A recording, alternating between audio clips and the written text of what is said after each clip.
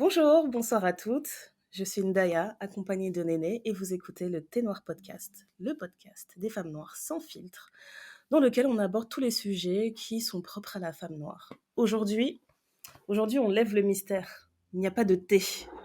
Il n'y a pas de thé dans le podcast. C'était un leurre. On ne boit pas de thé ici. Néné, tu bois quoi? Un coca. Moi, je bois du coca. Je reprends mes bonnes addictions.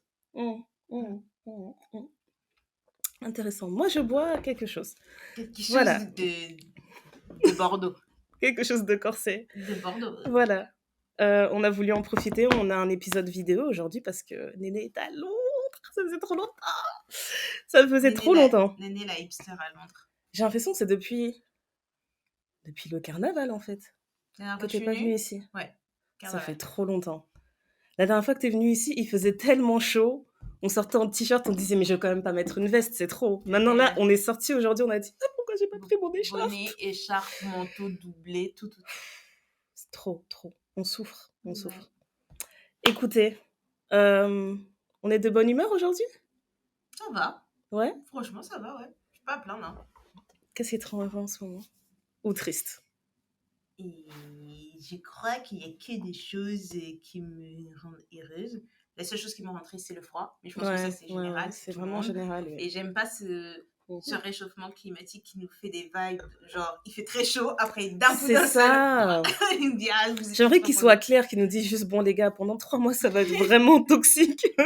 Non, mais là, juste soit clair. Ouais. Là, c'est vraiment embêtant parce que du coup, il fait très chaud, après il fait très froid pendant une semaine, après il refait très chaud par rapport à ce qu'on attend. Bref, ça m'agace. Et après, ce qui me rend heureuse, c'est de vivre des moments avec mes nièces et neveux, de voir l'excitation dans leurs yeux quand ils découvrent des choses ou que tu leur apprends un truc et qu'ils te regardent et disent wow, tu connais ça? Non, t'es trop cool. Je trouve ça trop stylé. C'est vrai. Ouais. Qu'est-ce qui m'a rendue heureuse moi en ce moment? Bah, j'ai fêté mon anniversaire. Déjà, j'ai fêté mon anniversaire, je te jure. J'ai fêté mon anniversaire. C'est vrai. Merci. Merci, non, stop it. Merci. Mes collègues, ils ont dit It's your birthday, Nadia. Ils m'ont saoulée. Ouais, merci. Bon, au moins, on m'a invité à déjeuner, c'est bien. Ça, c'est une bonne chose. Ça, c'était cool. Ouais, franchement, le mois de la célébration, il est terminé maintenant. Je suis heureuse, j'ai atteint mon année de Jésus-Christ. Représente. J'essaie de vivre dans la sagesse, c'est très dur, mais je vais vraiment essayer. Hein. Ouais. Je vais essayer, on va voir où ça nous mène. Franchement, en fait, il y a plein de choses qui m'ont rendue heureuse ces derniers temps. Mon anniversaire, toi t'es là, ça faisait trop longtemps. Et je t'ai pas porté comme je fais d'habitude là, quand tu viens. On évite les habitudes. Non, je vais te porter après. À la fin de l'épisode, je vais essayer de la porter, comme ça on aura un petit bonus. On va voir si ça passe encore. Non, parce que moi j'ai vieilli, je commence à avoir mal au bassin et tout. Tu vas avoir mal au dos, tu peux... Là, la nénée d'aujourd'hui, c'est pas la nénée du carnaval. Ok. C'est risqué. La nénée du carnaval. Quelle femme. Un petit lutin. Je te jure. Qu'est-ce qui m'a rendue heureuse d'autre? On a passé la barre des 200 000 streams. 200 000, vous vous rendez compte? C'est pas une dinguerie, 200 000 téléchargements. Ce chiffre, c'est un gros mot. Mais... Franchement, on n'arrêtait pas de regarder les stats. Néné, elle me disait, t'es sûre que c'est les bonnes? T'es sûre que... Je sais pas. J'y suis encore sceptique. Ouais, on est trop sceptique, on n'arrive pas à fêter le succès pour de vrai. On est là. On se dit, d'accord, ça fait beaucoup de gens qui connaissent nos secrets. Bon, ben, voilà. Merci. On se sent nus. Mais c'est bien parfois. À ce qui paraît, dormir nu, ça permet de booster ta confiance en toi et à te rendre plus audacieuse. Ah, c'est ça qu'il nous faut. C'est exactement ce qu'il nous faut. Ouais, en tout cas, merci infiniment. On a passé un gros cap. On a hâte de passer les autres et célébrer non-stop. Je crois que ça fait 7 jours, je n'ai pas bu d'eau. Hein. Je célèbre autre chose. Elle boit pas d'eau, elle va checker. Elle est devenue comme une addict. Elle va checker les chiffres tous les jours. Et comme c'est moi qui reçois le code pour vérifier qu'on peut bien se connecter, j'ai dit, est-ce que tu es redevenue une addict? Est-ce que je dois changer à nouveau les mots de passe? Pas une addict, je prends note. Je voulais pas rater le cap. Je voulais que le jour où on passe le cap, on le rate pas. Parce que quand on a passé le cap des 100 000, on s'en était même pas rendu compte. Oui, mais alors... On était en train de se dire, ouais, quand on aura passé 100 000, on fera ça. Et un jour, on voit... Non, mais un jour, tu t'es connecté 4 fois par jour dans la journée. Il y a un jour... Mais oui, parce que des fois... Non, mais attends, mais ça, c'est parce que Apple, tu ouvres un onglet et ça te demande de te reconnecter alors que je suis là, tu vois. C'est ça, bref. Mais c'est C'était pas parce que je quatre, suis addict, genre j'ai regardé à 8h, après j'ai dit, ah, je vais regarder encore à 9h. Qu'est-ce qui se Bon. passe? Qu'est-ce qui a changé? Non, c'était pas ça. Les codes de sécurité me disent autre chose. Ne m'envoie plus les codes. Oui, Moi, je je propose que sais. tu m'envoies plus les codes. Oui, je sais. Ok. Je sais parce que Ne m'envoie plus les codes, ça suffit. Quand on passera les autres câbles, comme ça, un jour, tu me diras, oh, mais on avait passé les 500 000, tu m'avais pas dit. Je dirais, comment je pouvais savoir? toujours Maman, dans j'allais l'excès. savoir comment. Elle est toujours dans l'excès. C'est pas grave. Bois de l'eau. Tu bois du vin. Qu'est-ce qui m'a rendue heureuse d'autre? Ah oui, je me suis fait coiffer pour mon anniversaire. Je suis allée chez une coiffeuse qui fait les tresses à domicile, une Camerounaise. Shout out à Josie qui a fait mes cheveux. Meilleure expérience. Ça faisait trop longtemps qu'on n'avait pas pris soin de moi comme ça. Franchement, j'étais partie dans le quartier de Peckham à Londres. C'est un quartier un peu, je sais pas, je dirais que c'est l'équivalent de Château Rouge au Château d'Eau. Un truc afro-caribéen. Ouais, voilà, tu trouves beaucoup de magasins afro-caribéens, de restaurants, de nourriture africaine, salons de coiffure, les salons de beauté et salons où tu peux acheter tous tes produits esthétiques qui sont ciblés pour la communauté nord, tu trouves tout là-bas. Donc je me suis dit, vas-y, je vais faire comme à Château-Rouge, je me balade avec mon afro dans la rue, je vais trouver une coiffeuse. Non, j'ai galéré à trouver. Les gens, ils m'arrêtaient dans la rue. Hey, chérie, viens, tu veux te coiffer, etc. Mais c'était vraiment des trucs, tu sais, des trucs qui t'énervent. T'arrives au salon, elle est en train de coiffer quelqu'un, elle est à la moitié de la tête, elle te dit, ouais, je vais arrêter, je vais commencer avec toi. Après, je vais reprendre avec truc. J'étais là, non, mais c'est bon, on est des grandes personnes, on va plus vivre ce genre d'expérience où t'es coincé entre les jambes de la tantine quand t'étais petite. Donc au final, j'ai trouvé une coiffeuse qui fait que des tresses à domicile. Et je suis arrivée là-bas, elle m'a mise trop bien. Elle m'a donné, dès que je suis arrivée, elle m'a mis des pantoufles. Elle m'a dit, tiens, tu peux mettre les pantoufles. Après, elle m'a installée. Du service. Elle m'a mis une serviette chaude sur les épaules. Et elle m'a ramené genre un ottoman. Elle a dit, tu peux allonger tes jambes là et tout si t'es fatiguée. Je me suis dit, jamais de ma vie, une coiffeuse m'a dit si t'es fatiguée. Parce que pour elle, tu vois, il y a que elles qui sont fatiguées, c'est elles qui me coiffent. Donc j'étais choquée, j'étais là. Tu vois, j'osais même pas mettre mes pieds au début, j'étais là, ouais, non, ça va aller et tout. Et comme j'étais en télétravail, en plus, j'ai sorti mon laptop, donc je me suis mise à l'aise et tout, j'ai travaillé. Et à aucun moment, elle m'a dit, ouais, c'est toi qui sépares les mèches, tiens. Ouais. Donc, tu vois, je me suis dit, vraiment une vraie pro. Je me suis dit, limite, tu vois, je m'attendais à ce qu'elle me propose du thé, quoi. Limite. Non, c'était trop beau. Super contente de cette expérience. Et je pense que le seul bémol que j'aurais pour ce mois-ci, c'est que j'en ai marre de trucs, la série Harlem. Là. J'ai essayé de rattraper. D'ailleurs, Sweet Brown Sugar, si tu nous écoutes, si tu nous regardes, rembourse-moi mon temps. Elle n'a pas arrêté de nous dire oui, il faut que vous regardiez et tout, c'est beaucoup mieux, machin. Je me suis dit, bon, ok, je vais lui faire confiance. Je vais faire confiance à Sweet Brown Sugar. Mais non, franchement, j'ai pas supporté. C'est pas bon. Pour moi, c'était pareil que la saison 1, c'était surjoué. En fait, je trouve que la manière dont c'est écrit, c'est comme s'il s'était dit, on va aborder ce sujet-là, ce sujet-là, ce sujet-là, et il l'intègre de manière pas du tout fluide en fait dans les histoires des gens, etc. C'est juste pour se dire, voilà, on peut cocher une case et se dire, on a parlé de tel truc. Enfin, franchement, j'aime qu'on me rende mon temps. Je me dis, quand est-ce que Issa Rae, elle va ressortir un truc? Parce qu'on a besoin de contenu frais, de contenu original. J'ai envie que... Ah oui, c'est vrai, Rap Sheet, ça revient. Et puis même Michaela Cole. J'avais beaucoup aimé sa série I Made This For You, même si c'est pas un truc divertissant, tu vois, mais c'était beaucoup plus impactant. Franchement, ça me manque. Je pense qu'on les a prises pour acquises. Néanmoins, nous sommes au mois de mars. Oui. Et au Congo, on ne fait pas de journée de la femme, on célèbre le mois de la femme. Le mois des femmes. Le mois des femmes. Et apparemment, les Américains, maintenant, ils nous ont créé un truc de Women History Month, donc le mois de l'histoire des femmes. Je sais pas, je pense qu'ils nous ont copié. Je pense qu'on peut dire, oui, nous étions sans gêne, que voilà, les Congolais ont été précurseurs, comme d'habitude. Vous pouvez vous fâcher dans les commentaires si vous n'êtes pas d'accord. Je dirais juste que la congolisation du monde continue. Qu'elle continue, c'est très bien. La conglométisation, là, comme il disait l'autre. Conglométicotisation. C'est long terme. Voilà. Donc, comme à notre habitude, on va faire beaucoup de choses intéressantes sur notre compte Instagram. Donc, n'hésitez pas à nous suivre. Ça va être très, très intéressant. Mais le premier thème qu'on avait envie de traiter pour le mois de la femme, le mois des femmes, c'était l'ambition et l'ambition, la vie professionnelle, la carrière. Trop d'ambition pour voilà. trop peu de vie. Est-ce qu'on a trop d'ambition? Est-ce qu'on n'en a pas assez? Qu'est-ce que c'est d'être une femme noire qui a de l'ambition, qui a envie de faire plus que la moyenne? Voilà, c'est ça le sujet. Quand on en a parlé, Nénem a sorti un terme que j'ai kiffé. Elle a dit on est des swingers professionnels. J'étais sûre qu'elle allait le mettre. Franchement, on était là, on était en train de parler calme. On était Calme, en train de calme. brainstormer et voilà. Je me demande si ça va être le titre de l'épisode Non, même. non, non. Les échangistes professionnels. Non, non. Parce que Donc, swinger, ça veut dire échangiste, pour ceux qui ne savent pas. Oui, mais après, ça va inviter un autre type de public. Bon. Voilà. Des stratégies pour faire augmenter les streams. Franchement, c'est très grave. Ça va nourrir ton obsession des chiffres qui vont augmenter. C'est ça. Non. Voilà, moi je pense que le premier point qu'on peut toucher en parlant d'ambition, c'est le fait de travailler solo ou de travailler en entreprise. Ouais. C'est vrai qu'il y a beaucoup de gens qui s'imaginent toujours que l'ambition, c'est créer ta boîte, avoir un truc à ton nom, être ton propre patron, etc. Mais c'est pas forcément l'ambition de tout le monde.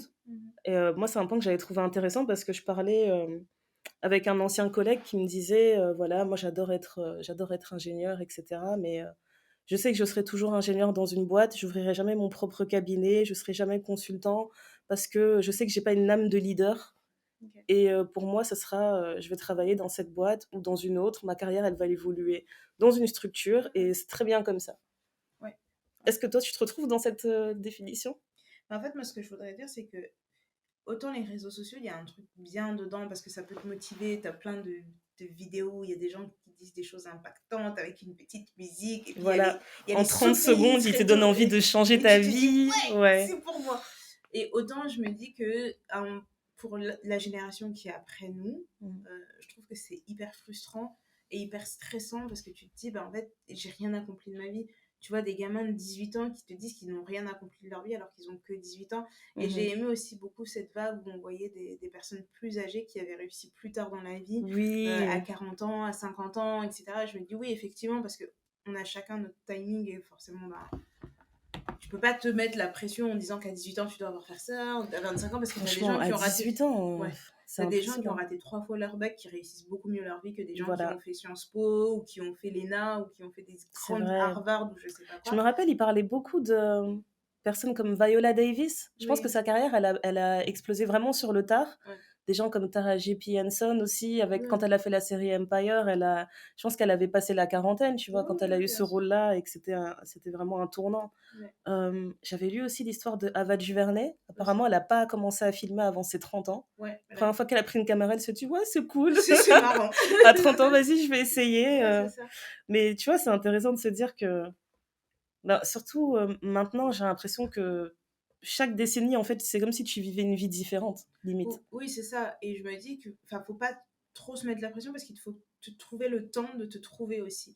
Et donc, moi qui suis une employée professionnelle, j'ai envie de dire... Ah, tu te trouves professionnelle, toi ? Oui, parce que le contrat, il dit une chose, mais toi, tu te trouves professionnelle ? Je me trouve professionnelle, oui. Je pense qu'on n'était pas venu ici pour tirer, mais s'il faut tirer, on va tirer. Armée. non, mais tu vois, moi, je me dis, même si j'ai un esprit assez entrepreneurial du fait de l'environnement dans lequel j'ai grandi, je reste sur le fait qu'avoir une sécurité professionnelle, c'est pas négligeable. Ouais. De se dire que ça te permet aussi de faire certaines choses. Même si je suis assez aventureuse dans mes choix, que j'ai pas peur d'aller à l'encontre de ce qu'on me dit de faire, j'aime l'idée d'avoir cette sécurité qui me permet de garantir certaines choses tout en continuant d'explorer d'autres voies à côté. Par exemple, je me vois tout à fait prendre un truc à 50% du temps pour continuer de payer mes factures courantes et à côté de me donner à fond sur un autre projet. Mais c'est vrai que dans ta famille, l'esprit entrepreneurial, il est bien ancré. Hein. Ah ouais. C'est vrai. Hein. J'avais jamais prêté attention à ça. Quand je regarde mes frères qui n'ont pas l'esprit entrepreneurial, je dis, mais vous avez vécu dans quelle attendez, on vous a pas injecté les mêmes choses, vous, c'est bizarre. Ouais. Et c'est comme ça que tu vois que tu peux faire 2 fois la même pâte à crêpes. Les crêpes, elles sortent, elles sont jamais les mêmes. Jamais. Ouais. C'est impressionnant. Donc, moi, je pense que ça n'a pas été... c'était pas aussi présent. L'idée d'entreprendre, etc. Je sais que l'idée d'avoir une carrière et de réussir et d'être excellent, etc. Après, on est dans une famille africaine. Hein. C'était instillé en toi depuis le plus jeune âge. Mais je me rappelle que mon père avait eu sa propre entreprise et ça s'était mal fini et je pense que c'est une des raisons pour laquelle il a jamais été quelqu'un qui poussait vraiment sur l'entrepreneuriat, mais plus sur la sécurité, tu vois? Ouais. Parce que je pense que quand ça a mal tourné, justement, ça a dû être très difficile après de rebondir et cetera, Ouais. et ça a peut-être eu un impact sur ce qu'on nous enseignait. Mais après, avec le temps, en fait, quand tu fais tes études, tu rencontres des professionnels et cetera, tu te rends compte qu'il y a tellement de choses que tu peux faire avec le même diplôme, Oui. et ça, c'est un truc que mes parents avaient du mal à comprendre à l'époque parce que c'est plus comme c'était il y a 20 ans. Tu vois, tu viens avec un diplôme, en communication, tu peux faire tout et n'importe quoi. Enfin, tu as vraiment plein de possibilités par rapport à ta personnalité, peut-être des fois par rapport à tes hobbies même, tu peux te débloquer des situations qui n'ont rien à voir. Donc moi, j'aimais beaucoup cette idée-là, et c'est pour ça que je me suis tournée vers la communication, justement. Ouais. Ben, je me suis dit: «À défaut peut-être d'entreprendre, j'aime, l'idée que je pourrais changer, de carrière à un moment donné, sans que c'est un gros impact, en fait. Ouais. Sans que ça me demande de retourner à l'école, de retourner sur les bancs et cetera. J'aurais pas supporté». Moi, ce que j'avais, fait mes études jusqu'au BTS. Après, j'ai hésité à continuer. Je me suis dit: «Bon, OK, je fais le bachelor, je fais une pause, voir comment c'est un peu le monde du travail, et peut-être que je reprendrai pour un master». Et au final, dans le monde du travail, ben, tout le monde me disait: «Tu sais, ton master, il va rien changer». Ça va rien changer à ta C'était life. impressionnant. Dans tous les domaines où j'allais, on me disait: «Oui, non, mais c'est bien un master et tout, ça fait peut-être un filtre en plus quand tu passes des entretiens». Mais dans ce domaine-là, en fait, c'était pas forcément nécessaire d'avoir tous les Ah, mais c'est vrai. diplômes, et on ne demandait même pas, tu sais, on te demande si tu as ton diplôme, on ne demande même pas tes résultats. Ça se Oui. trouve, je l'ai eu vraiment, à la Oui, limite de la gratuitement. limite, quoi, j'ai été rattrapée, on ne sait pas. Mais pour moi, je pense que l'idée d'entreprendre, elle est venue beaucoup plus tard. J'ai toujours eu l'idée de créer des choses, à part qui me plaisaient, mais plus dans le sens du hobby, mais jamais dans le sens de, je vais créer une entreprise. Maintenant, Ouais. ça commence à venir. Ouais. Et après, je pense aussi qu'on est dans une époque où c'est peut-être plus facile de créer son entreprise, de voir si Mmh. ça fonctionne. Il y a quand même des montages qui font que tu peux essayer. Si ça marche pas, ça n'impacte pas trop ta vie. Bah, c'est vrai que Et- je peux devenir auto-entrepreneur en 3 clics maintenant. Ouais, c'est Ouais, ça. c'est Et vrai. après, le truc qu'il y a aussi, c'est le côté de tout le monde doit être son propre patron. Je pense que tout le monde n'est pas fait pour être son propre patron parce que ce que ça Franchement. implique d'être son propre patron, il faut avoir une certaine rigueur. Et Et en fait, surtout, on s'imagine qu'on va avoir plus de temps en alors étant qu'on a son propre beaucoup patron, moins, alors que c'est tout le on a contraire. beaucoup moins de temps et tu es obligé de prendre des décisions parfois qui sont difficiles, surtout si tu Ouais. as une entreprise qui fonctionne, que tu dois gérer. Parce qu'au-delà d'avoir les chiffres et les résultats en ta faveur, Mmh. tu as aussi le côté de la pression que ça te met parce que tu dois gérer des équipes, enfin, tout le monde n'est pas fait pour être manager. Moi, je C'est travaillais dans ça. une boîte avant où il y avait des managers et tu te sentais que c'était des managers. Là, quand j'ai changé de boulot, Tu sentais qu'ils avaient le leadership, quoi. C'est vraiment ancré en eux et c'est c'est des bons ça, en fait, managers, oui. tu dis, il y a des bons managers, il y en avait certains qui n'étaient pas bons, mais Ouais. de manière générale, tu dis, bon, bah, un manager, c'est censé ressembler à ça. Et même parfois, moi, je trouvais certains étaient mauvais. Tu dis, oui, non, mais Mmh. tu peux pas gérer ça comme Non, ça. mais on Enfin, est combien à avoir rencontré des managers bizarres, franchement? C'est vrai, ils voilà, sont nombreux, hein. Ils sont voilà. nombreux à pas du tout être, faits pour ça. Et là, je travaille dans une boîte où toutes les personnes qui sont sur un rôle de manager, je Mmh. dis, mais je comprends pas comment vous êtes arrivé à ce niveau-là. Non, mais parce que Tu te c'est. poses avec eux, tu te dis: «Explique-moi, Non, explique-moi», et tu non, mais prends des notes parce que c'est vraiment flippant parce que. Et au début, je me suis dit, non, mais en fait, je me permets de juger, c'est pas bien, etc. Et j'en ai discuté avec une RH extérieure qui venait chez nous pendant un moment, etc. Quelqu'un d'un peu volant, il dit, oui, non, mais en fait, il y a un vrai problème de management dans cette société. waouh, Il faut vraiment il va travailler falloir ensemble. reformer les gens peut-être? Mais oui, Waouh! oui, oui, non, mais c'est vraiment un vrai truc. Et je me suis dit, bah, tu vois, moi qui me dis que je vais être mon propre patron, ou moi qui veux avoir plein de choses, Mmh. tu dis, ouais, bah, je préfère mettre les pieds un peu dedans, voir un peu comment gérer, mais il faut voir comment tu as envie d'être ton patron. Enfin, tu as différents types de patrons. Tu as les patrons qui arrivent un peu comme ça, comme on les dépose comme un jeu sur la soupe, ils vont te dire, ouais, il faut que tu fasses comme ça, il faut que tu fasses machin et tout. Puis après, tu as des patrons qui ont les mains dans le cambouis et qui font tout et ils savent Exactement. tout de A à Z. Et moi, je sais que comme j'ai vécu les deux, Ouais. le côté, le patron qui est juste comme ça posé, qui te donne des ordres, mais tu as l'impression qu'il sait pas de quoi il parle. Et le côté où la patronne ou le patron est vraiment dedans, tu vois, il te met de A à Z, tu dis, bah moi, c'est ça que j'ai envie d'être. Bah, je Franchement. veux pas qu'on m'arnaque, genre, tu me dis un truc, je sais de Mmh. quoi tu me parles. Et là, dans la boîte où je suis, bah, la patronne, elle est comme ça. Elle va dans un service, elle est capable de poser des questions pertinentes et tout machin. C'est Elle va dans ça. un autre C'est service, excellent, ça. elle pose des questions pertinentes, elle soulève des problématiques auxquelles peut-être parfois les gens n'ont pas pensé. Et tu dis, ça, c'est l'expérience aussi qui fait ça, mais en même temps, c'est parce qu'elle s'intéresse. Ça veut pas se dire qu'elle sait tout. Elle va jamais te remplir une déclaration fiscale parce qu'elle sait pas faire. Mais elle te dit, oui, mais en fait, on a ce truc-là à faire, il faut le faire comme ça. Est-ce que vous avez pensé à ci, à ça, à ça? Parce que c'est... Et elle a toujours un regard frais aussi Elle a sur un ce que tu regard fais. frais, la façon dont elle change les trucs, la façon dont elle aborde les problèmes. Enfin, moi, je la vois passer de service en service pour des deadlines qu'on a dans certains trucs. Elle est capable Enfin, elle est pas là, genre, elle arrive à 10h, elle part à 16h en disant, ouais, les gens, ils vont travailler pour elle est nous. plus que légitime. Quoi. Quand il y a une deadline le lendemain, genre machin, elle est là. Elle est là. Genre, si les équipes restent jusque 20h, elle va rester jusque 20h. Si les équipes restent jusque 22h, elle va rester jusque 22h. C'est vrai que c'est tout bête, mais moi je me suis toujours dit que s'il fallait que je crée mon entreprise, il faut que les personnes avec lesquelles je vais travailler, j'ai pas forcément besoin de les former, mais j'ai besoin de savoir, en fait, quand je délègue du travail, je sais pas moi, un vidéaste ou quelqu'un qui fait de la com, de me dire que moi aussi j'ai déjà été à ta place. Et tu sais que la personne, elle va te respecter aussi. Elle va pas juste, parce que c'est facile de détester son manager. Mais si tu sais que ton manager, il est déjà passé par ces métiers-là, en fait, les différents métiers qui mènent jusqu'à son poste de directeur, bah, tu vas le respecter beaucoup plus. Tu vas prêter attention à ce qu'il te dit. Tu vas demander des conseils. Moi, il y a beaucoup de managers à qui j'avais zéro conseil à demander. Je me suis dit, mais je vais rien apprendre avec vous. J'avais une responsable, à chaque fois que je lui demandais quelque chose, elle me disait, non mais je suis débordée, j'ai 1 milliard de trucs à faire, je sais pas. Et elle déléguait jamais.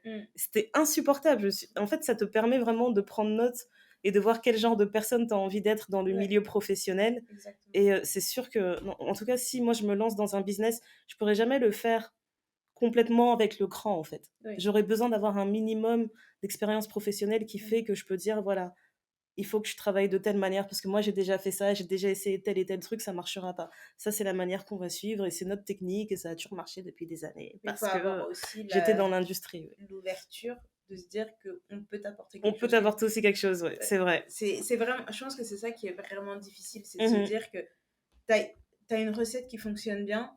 Et après, il y a quelqu'un qui te dit, oui, mais si tu ajoutes un peu de ça, et toi, tu dis, ah, ça fait des années, ça marche. On a toujours fait comme ça, on a toujours utilisé les papiers. Pourquoi tu veux passer au numérique? Non, mais franchement. Non, mais c'est vraiment ça.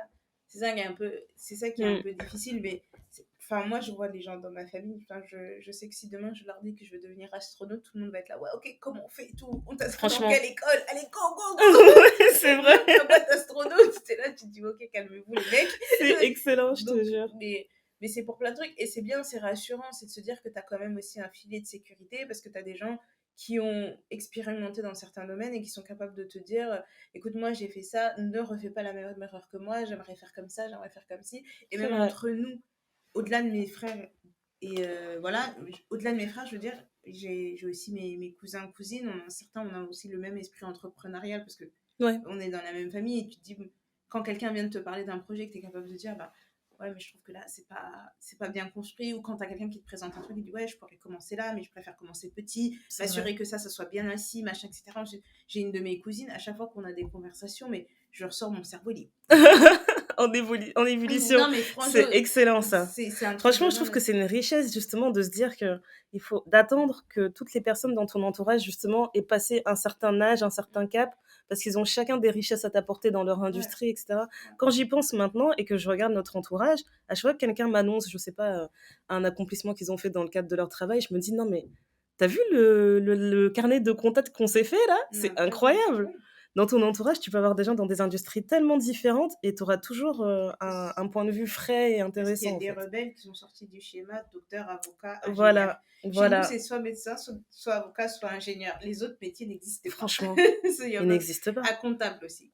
Ils n'existent pas. Mais franchement, c'est choquant. J'en parlais avec une amie où on était en train de se dire, mais tu te rends compte comment nos parents ils nous ont éduqués.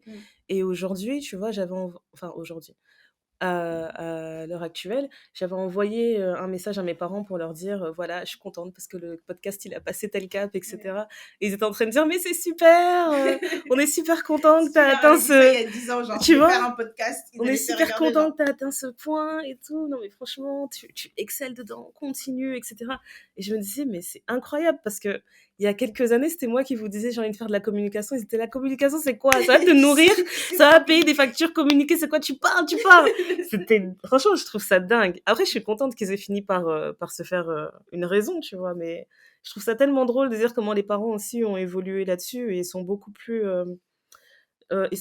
encourageants et t'accompagnent. Donc, franchement, moi, je trouve qu'en tout cas, pour ma part, c'était vraiment le moment idéal, en fait, pour commencer à créer des choses moi-même et à vraiment m'épanouir dans ce que je fais et apporter ma touche dans tout ce que je fais.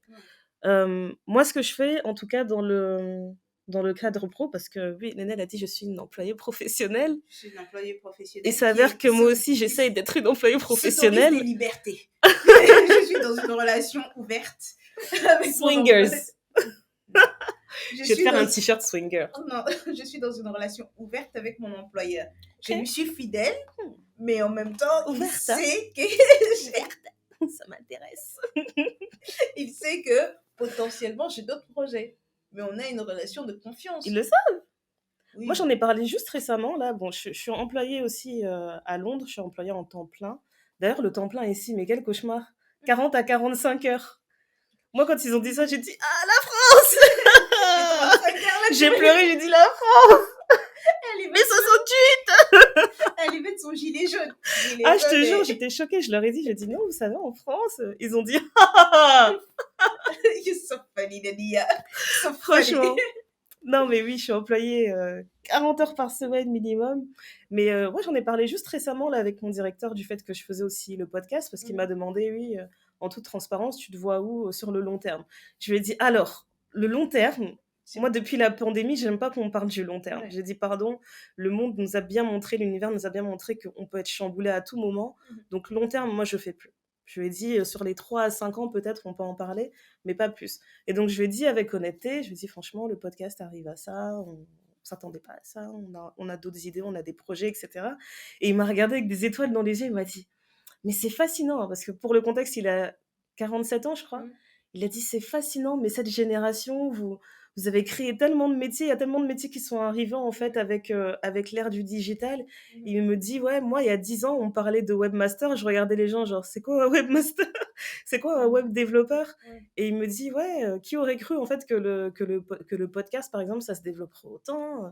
Et il me dit vraiment, c'est fascinant, moi je t'encourage à continuer. Je lui ai expliqué que je travaillais aussi, parce qu'en fait c'est quelque chose, enfin j'ai identifié une industrie dans laquelle je sais que j'arrive à être assez compétente, où j'arrive à être productive et j'arrive à faire d'autres choses en même temps. Donc je lui ai dit, pourquoi arrêter? Je n'ai pas l'intention d'arrêter, à moins que je me rende compte qu'avec le podcast, ça me prenne plus de temps et que ça paye beaucoup plus. Il m'a dit, non, je te comprends parfaitement. Et franchement, j'ai trouvé ça super. Je ne sais pas si c'est parce que je regarde Londres avec un filtre d'amour, mais j'ai trouvé ça vraiment pas français de sa part de m'encourager autant à faire autre chose que ce que je fais, que ce pourquoi il me paye, tu vois. Bah après, moi, je l'ai vécu en France, donc je parle assez librement, dans une certaine mesure de ce que je fais de tes aventures.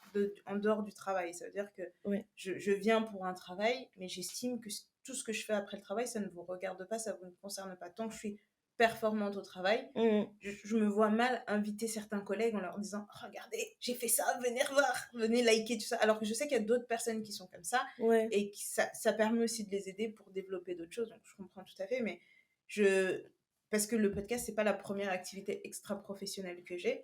Mais quand j'en parle, je dis oui, je fais ça. Il dit ah, mais on sait si peu de choses sur toi. Oui, ben en fait, vous n'avez pas besoin. Comme on est pour moi, les individus sont pluriels.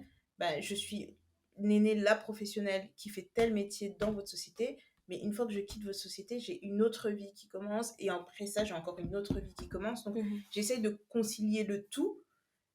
Mais c'est pas toujours évident, mais je pense que c'est sur mon dernier job où vraiment là j'ai mis sur mon CV un truc que je fais à côté et je pense que c'est grâce à ça que j'ai eu mon job parce qu'ils m'ont dit mais c'est incroyable ce que tu fais et donc du coup ça consiste en quoi et tout et donc là tu commences à en parler et les gens ils te regardent et moi qui a l'impression que c'est un petit truc, genre, je dis, ouais, Ils te disent, oh, mais t'es incroyable. Non, mais c'est ça, tu vois. Ouais, c'est grand ce que tu fais. Non, mais c'est vraiment ça. Et puis même. Mais c'est grand ce que tu fais.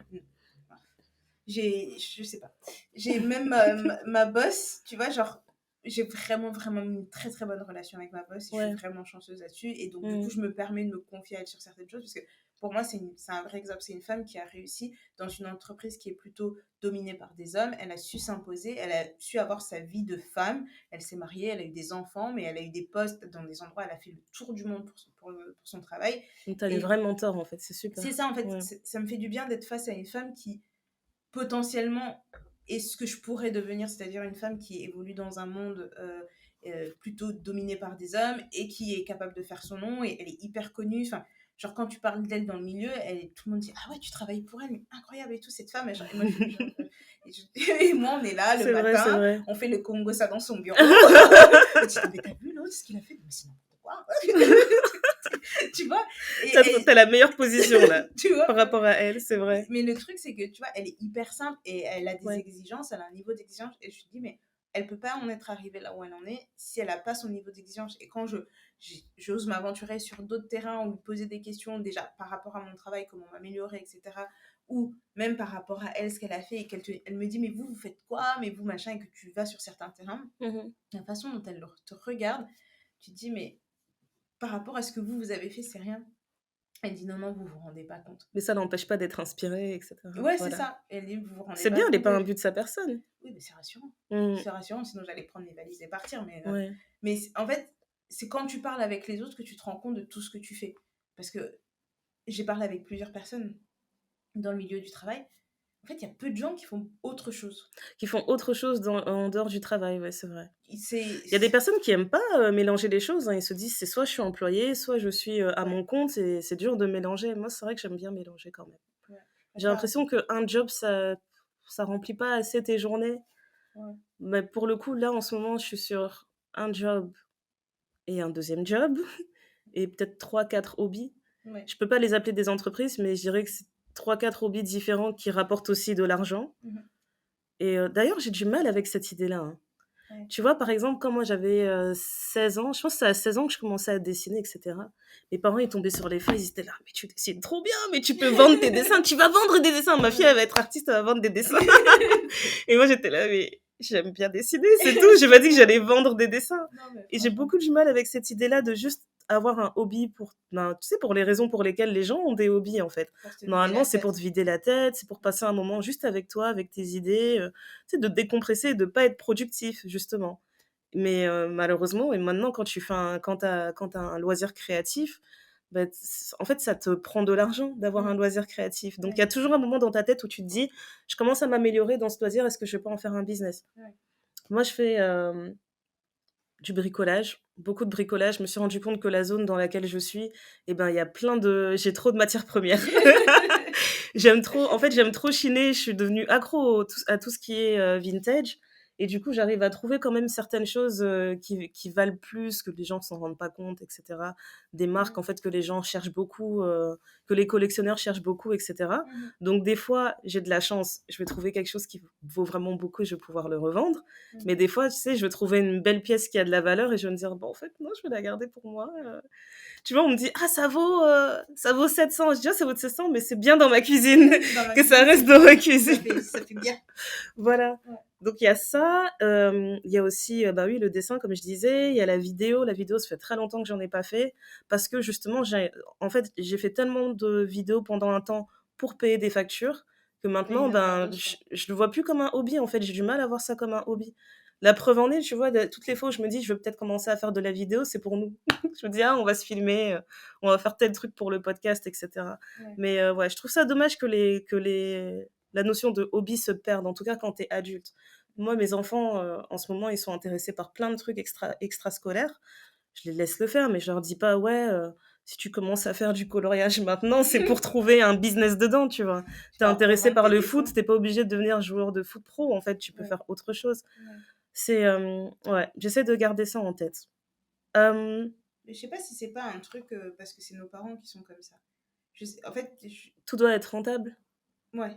Parce que bah, le temps, c'est de l'argent, c'est vrai, hein, Oui, c'est ça, mais mais tout doit moi, être j'ai rentable. l'impression que c'est vraiment un truc, parce que quand tu parles Mmh. avec d'autres personnes, moi, j'ai d'autres personnes dans mon entourage qui sont des adultes qui vont te dire, bah, moi, j'adore skier, et c'est vraiment un hobby pour eux, ils vont skier, ou En plus, ça, c'est j'ad- un hobby qui coûte bien cher, hein. oui, non. Moi, j'étais sur du coloriage, toi, tu me vois des gens qui vont au ski. Non, mais C'est pas bon, les mêmes budgets, oui, là. oui, mais ou Ouais. même, genre, tu peux faire du badminton, ou tu Mmh. vas aller nager, ou des trucs comme ça, enfin, tu Mmh. vois, moi, je connais des gens, par exemple, qui aiment bien faire du tennis. Bon, ça aussi, c'est un truc qui coûte cher, mais tu vois, ils aiment le tennis, et ben, ils vont faire Mmh. du tennis pour s'éclater. Voilà. J'ai un de mes potes, il adore le foot, il a toujours fait du foot. Il s'est pété les genoux, tout ce que tu veux, tout ce qui peut te casser dans le Waouh, foot, il mais il s'est veut pas cassé. arrêter, hein. Il arrête pas. Je dis, mais prends ta retraite, ça sert à rien. Prends ta retraite du loisir. Prends ta retraite. Non, C'est tous trop les drôle. dimanches, il est au terrain. Il dit non, futsal quand c'est Mais c'est l'hiver, grave. dehors. Mais parce que tu vois, c'est Waouh. vraiment un truc qu'il aime, quoi. Ouais. Et donc, je me dis, c'est peut-être nous, parce que moi, j'ai eu le même schéma. Mmh. Quand j'ai commencé, on m'a forcé à faire à manger quand j'étais petite. J'aimais pas ça. Ma Mmh. mère, elle m'a forcé, elle m'a dit, t'es une femme, tu dois savoir faire à manger. Voilà, ça te saoule déjà, oui. Et OK. donc, déjà, l'approche, c'est difficile. Mmh. Mais après, je me suis rendu compte que moi, j'aimais bien faire à manger. Je me suis rendu compte que j'aimais bien faire des gâteaux. Donc, pendant un moment, je faisais des gâteaux tout le temps. Mes frères, maintenant, ils me disent, ouais, tu fais plus de gâteaux. Ils ont Mais... dit: «Madame, avant, on mangeait des moelleux, on mangeait des 4/4, non, il se passe plus rien, non, madame». mais franchement, j'allais faire des C'est courses. pour ça Je qu'ils se sont disais, tous mis à faire de la pâtisserie pendant un temps. Il y en a un, il est devenu spécialiste du millefeuille et tout. non, mais c'est ça. Mais parce que je C'était passais donc ça. mon temps à faire des gâteaux, et j'allais avec ma mère. Je disais, ouais, il faut que j'aille là-bas. J'ai je sais pas combien de livres de pâtisserie à la maison, parce que j'étais vraiment, mais obsédée par la pâtisserie. Franchement. Donc, je te faisais des trucs. Et ma mère, elle me disait, c'est trop bon, c'est trop bon. Elle était Mais ton trop... gâteau nature, il est... Tu sais, c'est bête, hein, c'est un gâteau C'est nature. le gâteau, Mais le gâteau nature de Néné, c'est le gâteau le facile. gâteau nature de Néné. Et aussi, quand moi j'avais mes cravings, je te disais, Néné, t'es fatiguée, tu pourrais me faire un fondant au chocolat, s'il te plaît, si t'as 5 minutes. Tu me disais, oui, oui, 15 minutes, c'est prêt. Moi, j'étais là, je restais juste derrière toi comme ça. Non, mais tu vois, Et donc là, tu mets du beurre? Oh, ok. C'était non, mais magnifique. c'était devenu vraiment une Ouais. seconde nature de faire des gâteaux ou préparer à Mhm. manger. Si bien que ma mère, auprès de ses collègues, j'étais une star. Elle Mhm. ramenait tout le temps des gâteaux. Elle disait, oh, mais là, je vais aller travailler. Est-ce que tu peux me faire les trucs là que tu avais fait la dernière fois? C'était bon. Et une Franchement. fois, elle m'a demandé, je m'en souviendrai toute ma vie, elle m'avait demandé un gratin de courgettes. J'ai dit, maman, je sais pas faire un gratin de courgettes. Elle me dit, si, regarde, on en a plein de courgettes. J'avais dit que j'allais Je ramener sais un pas truc quoi en au faire, allez, travail. fais-le. Elle m'a Ouais. dit, fais un gratin de courgettes.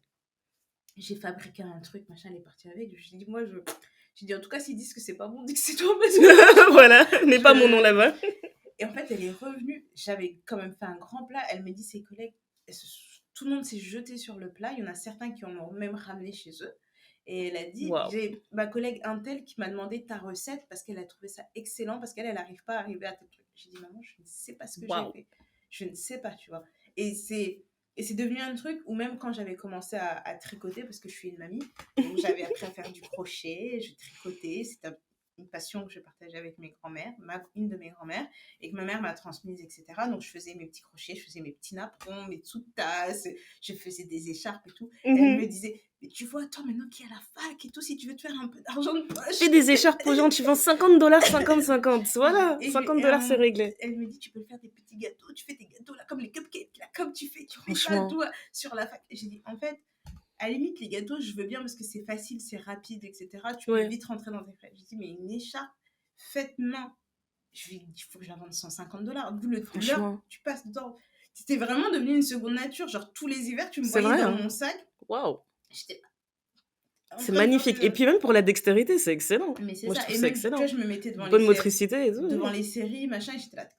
Je faisais mes lignes, je dis, j'arrive pas à faire mon retour, ça marche pas. Je te jure. Donc j'aimais trop regarder les gens qui faisaient ça sur Pinterest. Ouais, et aussi ceux qui faisaient, tu sais, les gros, les gros tricots là, à la main et tout, sans aiguille. Je me disais, mais waouh. Et puis ça coûte cher, ça prend du temps, etc. Donc même si tu dois faire une écharpe, je sais pas quoi, ça te coûte une fortune. Une fortune. Ouais. Mais après, tu vois, là, je me dis, on parle de choses sur lesquelles on s'en sort bien. Mais après, il y a des gens aussi qui aiment faire des choses sur lesquelles ils sont pas forcément bons, tu vois. Il y a des gens, enfin, tu vois, aller au karaoké, même si tu chantes faux, t'es là, tu te dis, ouais, ça me détend. Alors ça, c'est quelque chose que je ne tu vois jamais faire. Non, mais même les karaokés, tu sais, dans les petits salons, là, comme on avait fait, tu te dis, ouais, je vais juste me défouler, je chante vraiment à tue-tête, je me casse la voix. Mais t'aimes faire ça et tu le fais régulièrement. C'est pas une mauvaise chose aussi. Et je me rappelle, on avait une discussion là-dessus, en plus, quand Ma première, elle avait voulu, faire du foot, mais elle avait quoi? Elle avait 5 ans, je crois. Mmh. Et en fait, elle allait aux entraînements et on était morts de rire avec mon mari parce que on était dans les gradins pendant l'entraînement et tu envoyé une, elle était genre main dans les poches sur le terrain. Mais tu sais, Elle a tu dit vois le coach qui dit aux enfants: «Il siffle», il dit: «Allez, tout le monde court là-bas». Tu la vois, une main dans les poches en train ouais, d'avancer tranquillement et je lui disais: «Mais si demain on lui dit: "Ouais, est-ce qu'on arrête le foot?" mmh, et elle te dit: «Non, j'adore et tout», mais à chaque fois tu la vois, tu vois qu'elle est nulle. mmh. Tu vas la laisser y aller. Il me disait: «Ben non et tout, c'est une perte d'argent, machin» et je dis: «Tu vois, je suis pas sûre, en fait. Peut-être qu'il faut la laisser, Explorer le truc tu sais, jusqu'au laisse-la bout. explorer le truc et tout». Si elle, elle te dit vraiment: «Je me sens pas bien dedans», mais non, au final, elle s'amuse. Mmh. C'est juste elle est pas douée et en gros, lui, il me disait: «Ben, franchement, ça dépend du prix du loisir». Parce que franchement, si le loisir, il coûte vraiment cher et que ton enfant, il est pas un minimum, Ouais, correct mais dedans et il évolue pas correctement dedans, ben, pour lui, tu vois, il y a on revient à cette valeur de le temps, c'est de l'argent, quoi. ouais, mais est-ce que ça va pas créer des frustrations? Peut-être, Tu vois, parce que peut-être. j'en parlais avec une de mes collègues, son fils fait du tennis, mais il est Mmh. mauvais. Tu Et vois? le tennis, ça coûte cher. Ouais, mais et en plus de ça, ses frères font du tennis et ses autres frères, enfin, ils sont bons, tu vois? Mais lui, il Ouais. est vraiment nul et ça le frustre, ton enfant, de pas réussir à jouer aussi bien que En ses frères. plus, oh là Tu te dis: là. «Mais peut-être», tu vois? Je sais pas comment elle lui parle, tu vois? C'est son enfant, je le connais pas, je sais pas comment Mmh. le truc, mais tu vois? Que à cet âge-là, il a 12 ans, 10 ans et son frère, ils ont 13 ans, tu vois? Mmh. Je dis: «À cet Peut-être âge-là», qu'arrêter, ça lui fera même plus de bien, hein. Ça va mais être moins frustrant de les voir tout le temps exceller et de voir que lui, il a du mal. Enfin, trouve, oui, tu vois, le truc, c'est ouais, que tu dis, moi, quand t'es plus jeune, que tu vois ton grand frère qui fait un truc, t'as l'impression que t'as envie de faire la même chose, que tu c'est veux être la vrai. même personne, etc. Tu t'identifies d'une certaine façon. C'est vrai, c'est Je vrai. me dis, mais la façon dont un parent réagit, ça peut soit augmenter ta frustration, soit te renforcer dans l'idée que tu n'es pas fait pour ça et décider de découvrir ce pourquoi tu es fait. Mais après, ça peut être difficile. Je sais pas si toi tu le vois entre tes enfants où tu te dis, ah, ils ont l'habitude de faire ça tous ensemble, et puis un jour il y a quelqu'un qui va découvrir un autre truc, les autres ils vont dire, ah, moi aussi j'ai envie de faire ça, après ils se rendent compte que, ah, j'aime pas ça. Ils sont toujours comme ça: «Moi aussi, on y va tous!» Après, ils disent: non, en fait, c'est nul, tu peux le garder. Tu peux garder ton C'est truc, à toi, t'as c'est pas éclaté». besoin. Non, mais c'est tout un truc un peu. Je trouve que c'est quand même assez compliqué, surtout quand Ouais, t'es. Moi, c'était une dynamique différente parce que j'étais la seule fille, j'avais 4 frères, ils faisaient tous du foot. À l'époque, le football féminin, c'est pas ce que c'est. c'est pas ce Ouais. que c'est aujourd'hui. Donc, ma mère serait jamais venue à l'idée de m'inscrire au foot. Mmh. Et même si je voulais jouer avec les garçons, je pense que leur coach, ils m'auraient jamais laissé jouer avec eux. Donc, tu vois, le truc, c'était vraiment typique, quoi. Les garçons font du foot et moi, je faisais de la danse, quoi. Ouais, Il n'y avait pas de. Voilà, le ouais, je seul comprends. truc qu'on a. Un de mes frères et moi, on a fait en commun, c'est le théâtre. C'est le seul truc. Mais après, le C'est déjà reste, bien.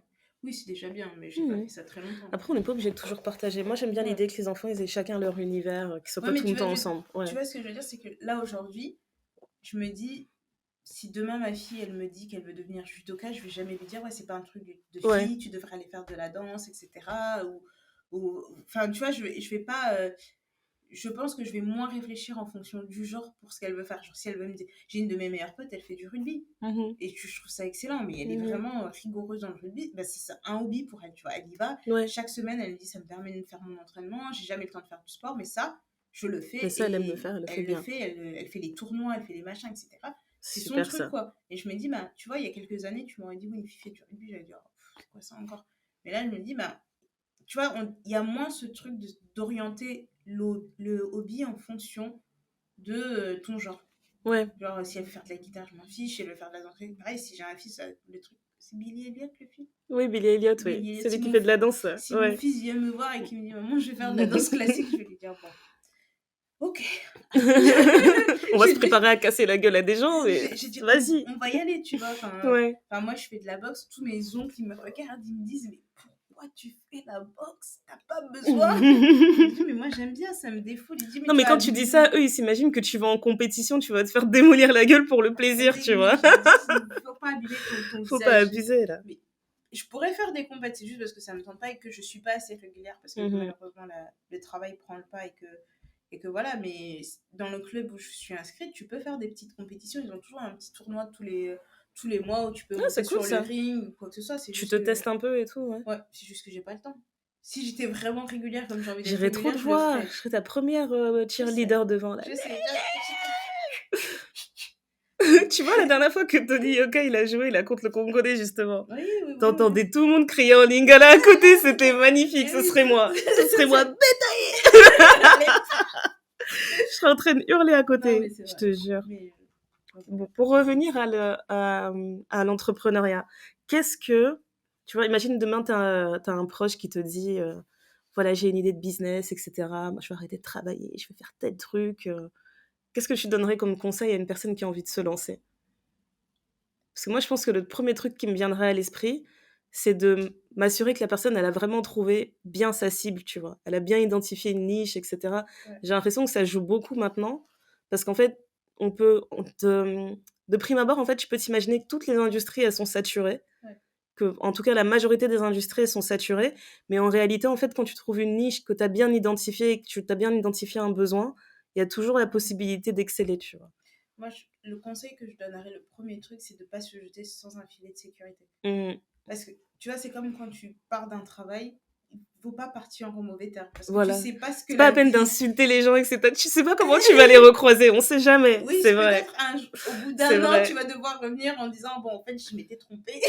Si je peux reprendre mon travail, je t'assure. C'est bien. Donc, aussi, ça assurer d'avoir un filet de sécurité, autant financièrement que de se dire que peu importe ce que tu quittes avant, tu t'assures de bien couper, de couper propre. Parce que bizarrement, dans ma petite expérience de vie, quand les gens ont j'ai l'impression que quand certaines personnes ont toujours des difficultés, c'est parce qu'ils ont toujours des ruptures agressives et brutales. Et donc, mais c'est pas... Et puis ça manque aussi, ça prouve aussi d'un manque de maturité, tu vois. Ouais. C'est vrai, c'est vrai. Donc du coup, je me dirais ça. Après, oui, effectivement, il faut s'assurer d'avoir une bonne niche, etc. Mais il faut pas se freiner en se disant, par exemple, il y a des Uber, Deliveroo, il y a Just Eat ou des trucs comme ça. C'est tous des services de livraison, mais ils ont chacun trouvé leur public. C'est vrai.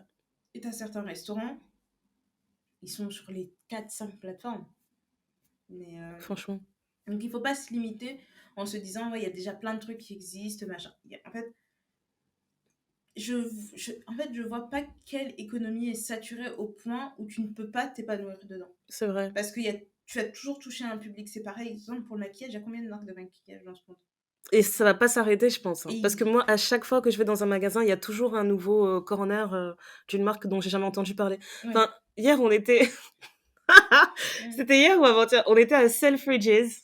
Avant-hier. Un équivalent de, je sais pas, de printemps ou de Galeries Lafayette. Et on a vu une marque de beauté qui s'appelle Ouais. Et genre, c'était écrit en grand Ouais means yes in French, but the more relaxed version of yes. Et j'étais là, vraiment, vous avez brainstormé ça, vous vous êtes dit, on va créer une marque de beauté qui s'appelle Ouais. En plus, il n'y a pas le S, ils ont écrit un ouais bizarre. Je me suis dit, bon, bref. Oui, mais peut-être que pour les Américains, si tu mets un S, ça fait ça les perturbe. J'ai trouvé ça trop drôle. Je me suis dit, ben, en effet, c'est pas saturé. Hein. C'est une industrie. Pour moi, elle a toujours l'air saturée parce que je suis pas la cible. Mais c'est vrai qu'il y a des gens qui sont toujours friands de tester des nouvelles choses dans cette industrie. C'est impressionnant. T'as plein d'influenceurs qui lancent leur marque de beauté. T'as plein de gens qui vont faire des partenariats avec des marques de vêtements ou de marques de sport quand t'es un influenceur forme, santé, sport, etc. Enfin, je pense que c'est un truc où tu ne... Au début, moi, la façon dont j'analysais le truc, c'était vraiment genre, ouais, mais t'as déjà 10 marques qui font ça, je vois pas pourquoi moi je vais faire ça. C'est comme quand il y a eu les box beauté, t'en avais plein sur le marché. Ça explosait très très vite, oui. Et les gens ont été vite fatigués aussi de ça, on dirait. Oui, mais moi, je pense que s'ils ont aussi été aussi vite fatigués que ça, c'est que c'était toujours la même chose, t'avais peu de variations dans le sens où, ben, tu vois, t'avais pas de box beauté pour les femmes noires, ou alors qu'un certain type de peau, qu'en termes d'échantillons, et aussi au niveau des marques, en fait, en termes d'échantillons, tu avais toujours le même type d'échantillon. Et quand tu veux, même si tu veux faire une box beauté spécialiste pour les peaux noires, ça coûte cher en fait. Faire un échantillon, ça coûte plus cher que faire un produit en taille fine. Donc, tu vois, c'est pas rentable pour les marques de faire ce genre de truc. C'est ça. Et du coup, quand tu vois tout ça, mais à côté de ça, tu as des marques de beauté qui... Alors, chez Sephora, ils appellent ça les beautés ethniques, mais tu vois, tu as des marques qui spécialisent dans les peaux noires, spécialisent dans les peaux asiatiques, spécialisent dans les machins. Et ça continue, et ça se multiplie, ça se multiplie, ça se multiplie. Je sais pas, les influenceuses beauté, même si après le Covid, il y en a certaines qui ont un peu changé leur façon de voir, etc. Elles ont beaucoup changé leur ligne éditoriale. Elles continuent de fonctionner, elles continuent de recevoir des produits, elles continuent d'être invitées à des trucs, etc. Tu vois. Donc, je pense, et c'est après quelques années, je me suis dit, mais c'est pas parce qu'une industrie te paraît saturée que ça veut dire qu'elle est forcément saturée. Parce que t'as pas forcément besoin d'avoir des millions, hein, t'es pas... en fait, si elle te paraît saturée, c'est que, premièrement, je pense que c'est pas l'industrie dans laquelle je dois travailler d'office, parce qu'elle t'inspire pas. Il faut que je travaille dans une industrie qui va t'inspirer et qui va faire justement que tu seras original et que tu vas continuer à être original, en fait. Parce que tu vas rentrer dedans, en fait, peut-être qu'elle sera pas saturée, mais peut-être que pendant que tu seras dedans, elle va commencer à saturer, qu'il y a d'autres personnes qui vont arriver après toi. Qu'est-ce qui va faire que tu vas rester pertinent? Moi, j'essaie de voir mon anxiété comme un avantage. Ça veut dire que je vais réfléchir jusqu'à 2050. Qu'est-ce qui peut arriver à ma marque quand je la lance? C'est quoi le pire qui puisse arriver? C'est quoi le meilleur qui puisse arriver? Donc, j'encouragerais vraiment la personne à être créative. Et puis après, je pense que quand tu lances ton entreprise, t'as pas forcément besoin d'avoir l'âme d'un créatif comme on l'entend au sens premier du style voilà, je suis capable de dessiner des trucs ou ce genre de choses, mais vraiment la créativité, genre la débrouille. Tu vois, mais t'es capable c'est pas quelque chose que tout le monde a, tu vois. C'est vrai, tout le monde n'a pas ça, mais en fait, je me dirais, si la personne, elle est pas comme ça, je dirais, prends ton temps, tu vois, réfléchis avec qui tu peux t'associer, etc. Parce que tout seul, en fait, c'est... Pour pouvoir... En fait, il faut être capable d'identifier ses forces et aussi ses faiblesses. Et une fois que tu as identifié tes forces et tes faiblesses, tu vas dire, bon, bah écoute, moi, je sais que je suis fort là-dedans. Parce qu'il y a des gens, leur vie, c'est de proposer des concepts. C'est vrai, hein, c'est vrai. Quoi que ce soit, ils proposent que des concepts. Et à chaque fois qu'ils proposent des concepts, ça pète. Et bah, tu sais que c'est ça ta force. Bah, franchement. Tu vas t'associer avec plein de personnes pour créer des concepts. Tu fais tes concepts et puis ça marche. Et puis, t'as les gens comme nous, il y a trop d'idées, on sait plus quoi en faire. Oui, mais après, il faut apprendre à prioriser. Je t'assure, c'est exactement ça. Mais il y a des trucs, franchement, non, moi, je vais pitcher une idée à quelqu'un d'autre, je préfère, parce que je me dis, non, mais c'est pas possible. J'aurais pas assez de vie pour faire tout ça. Donc, tu glisses des idées par-ci, par-là. T'as déjà pensé à faire ça? Non, parce que toi, ça tirait bien, tu vois. Moi, j'ai pas le temps, mais toi, ça tirait bien. Tu veux pas tester Non, c'est ça. Ok. Comment tu le vois Comment tu le vois, le podcast? Parce que pour le coup, le podcast, c'était notre hobby. Hein. C'était pas... Moi, je le voyais un peu comme une sorte de journal intime, pas intime, au début. Ouais. Tu vois, c'est spécial. Bah, en fait, c'est juste que là, on est dans une période où, après Covid, etc., on a vu qu'il y a beaucoup de plateformes qui ont créé leurs podcasts originaux, etc., qui ont un format, etc. Et j'ai l'impression que là où, au moment où nous, on s'est lancé, et maintenant, j'ai l'impression que tous les 2 matins, enfin, tous les 4 matins, tu as un podcast qui sort, etc. C'est vrai. Et puis, il y en a certains qui ne durent pas, il y en a qui font qu'une saison, il y en a parfois qui font que 2 épisodes, après c'est fini. Oui, puis tu as même ceux qui sont destinés à ne faire qu'une saison aussi, ce genre de choses. Ouais. Mais tu vois, je trouve ça différent, un truc qui est destiné à faire qu'une saison, ou alors un truc qui s'arrête, tu te dis, ah, il va y avoir une suite, et après, tu sais pas ce qui se passe. Donc, même si ça a commencé comme un hobby, le truc que je me dis, c'est qu'aujourd'hui, ça nous offre certaines possibilités qu'on n'aurait pas eu autrement. Et je suis prête, tu vois, comme je disais, je suis une employée professionnelle, mais je suis capable de faire certaines infidélités. Je suis désolée, j'arrive pas à te prendre au sérieux. J'essaye, mais non, vas-y, dis-le. J'arrête. Okay. J'ai mon filet de sécurité, mais je ne m'empêche pas d'explorer d'autres voies. Et je me dis, là, je veux... Et c'est ce que j'avais dit à Ndaya à un moment donné, je dis, la boîte dans laquelle je suis heureuse parce que je sens que je peux m'épanouir dedans. Mais je veux pas juste me consacrer à ça et puis laisser le podcast. Je veux vraiment explorer les 2 trucs à fond parce que j'estime que c'est dans la polyvalence que tu excelles. Que moi, j'excelle. Je dis pas pour les autres, mais que moi, j'excelle. Ça veut dire que... Moi, je suis à 1000% d'accord avec toi. Je pense que je me retrouve vraiment dans cette phrase. Ouais. Voilà, parce que je me dis, je peux apprendre... C'est pas parce que j'ai un travail qui me permet de payer mes factures et qui me permet de m'épanouir et de découvrir certaines choses sur moi, que je ne peux pas l'exploiter pour autre chose. Exactement. Et donc, c'est comme ça que moi, je fonctionne. C'est que je me dis, là, ce que je fais, j'apprends énormément, mais ce que j'apprends là-bas, ça peut être applicable pour le podcast, ça peut être applicable pour une autre aventure que j'ai envie de faire. Et je me dis, bah, quand je vais créer... Et parfois, j'ai des trucs... C'est vrai, en fait. C'est vrai qu'il y a des gens, ça les fatigue. Ça les fatigue d'apprendre des choses. Ouais, non, mais tu vois, toi, tu le vois vraiment en disant, non, je l'apprends, c'est pas perdu. Ça servira forcément à un moment donné. Il tourne à 1000 à l'heure et je me dis, bah, Et ça, je pense que parfois aussi, c'est mauvais parce que C'est tu sûr. as l'impression que tu sais tout faire. Et quand tu dis ça, j'ai des flashbacks de quand on a lancé le site internet, on devenait folle. Ouais. Non, mais on devenait folle, on disait donc webmaster c'est vraiment un métier. Non, on dormait plus. On dormait plus. Wow. Et tu te dis, bon, bah là, je suis capable de le faire. Et maintenant, tu te dis, bon, là, ce que je trouve où on a quand même mûri, c'est de se dire que en fait, ça, on peut pas le faire. On a nos idées, etc. Mais on a besoin d'un regard extérieur parce que parfois, tu as tellement la tête dans le guidon que tu vois pas que tu fonces dans un mur. Tu vois pas que tu fonces dans un mur. Et aussi, des fois, on a tendance, en fait, quand tu es tout seul, tu as tendance à focaliser sur des choses qui, en fait, ne sont même pas importantes. Tu vois, comme tu es vraiment sur 1000 dossiers en même temps, tu fais un blocage sur une virgule dont personne n'a prêté attention, on savait même pas qu'il y avait une virgule là-bas, mais toi, tu es là, est-ce que c'est pertinent de mettre une virgule à cet endroit? Je sais pas, j'ai l'impression qu'ils vont me percevoir différemment, ils vont se dire qu'on n'est pas... Mais en même temps, tout est suranalysé aussi. C'est vrai. C'est un peu un couteau à double tranchant, mais là, ce que je me dis, c'est que je vois pas pourquoi je me permettrais pas d'explorer le truc à fond et de m'arrêter quand je sens... j'aurais vraiment aucun problème, même si ça me fend le cœur, de dire, bon, bah, là, je pense que je suis arrivée au bout, je vois pas ce que je peux te donner de plus, je vois pas ce que ça peut m'apporter de plus, et je suis prête à passer à autre chose et de me concentrer sur d'autres choses. Mais ce qui est bien, c'est comme c'est un truc qui est à notre image, et ben là, ce qu'on est en train d'explorer, on a l'image qu'on a créée nous deux, mais d'explorer aussi ce que ça nous apporte individuellement et comment on peut avancer individuellement de notre côté, parce que on n'est pas des siamoises, on a des envies complètement différentes, on a des vies complètement différentes. Donc là, on a la possibilité de travailler ensemble et de se dire, bon, bah, on peut faire ça ensemble, on est capable de se retrouver là et de s'entraider et de s'apprendre des choses mutuellement.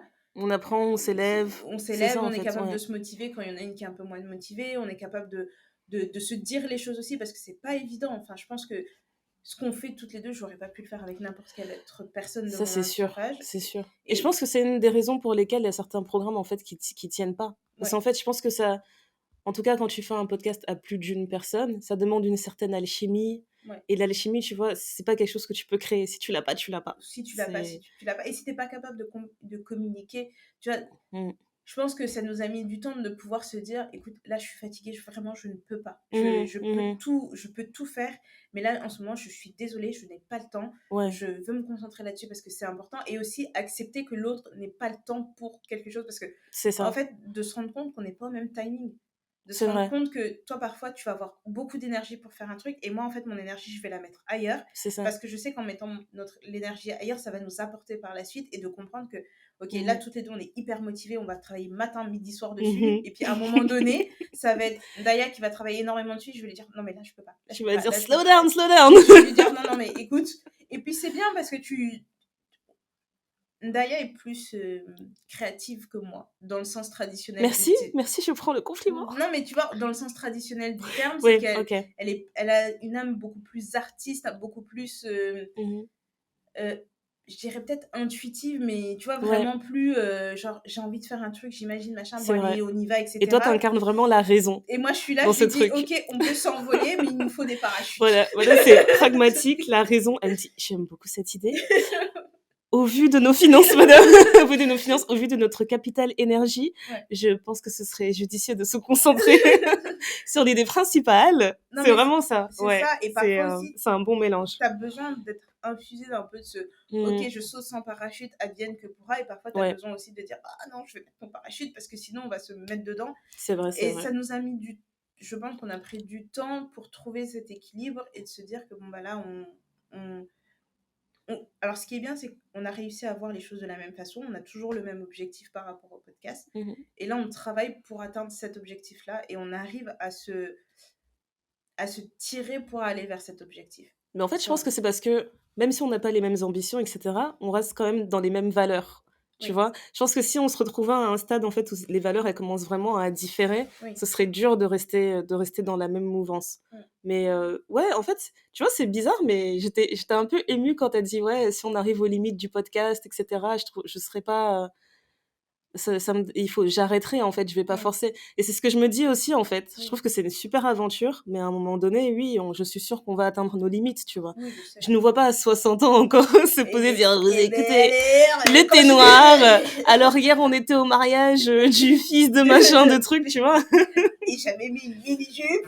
On a choqué Après, les familles. Non, mais après, qui sait? Peut-être que ce sera intéressant, tu vois. bien sûr. Mais je pense qu'à un moment donné, oui, on va atteindre la limite et on se dira... En fait, ce sera pas une grosse rupture pour nous parce que la vie, elle continue. Tu vois, tu fais déjà partie de ma vie avant, tu feras partie de ma vie après, donc c'est pas...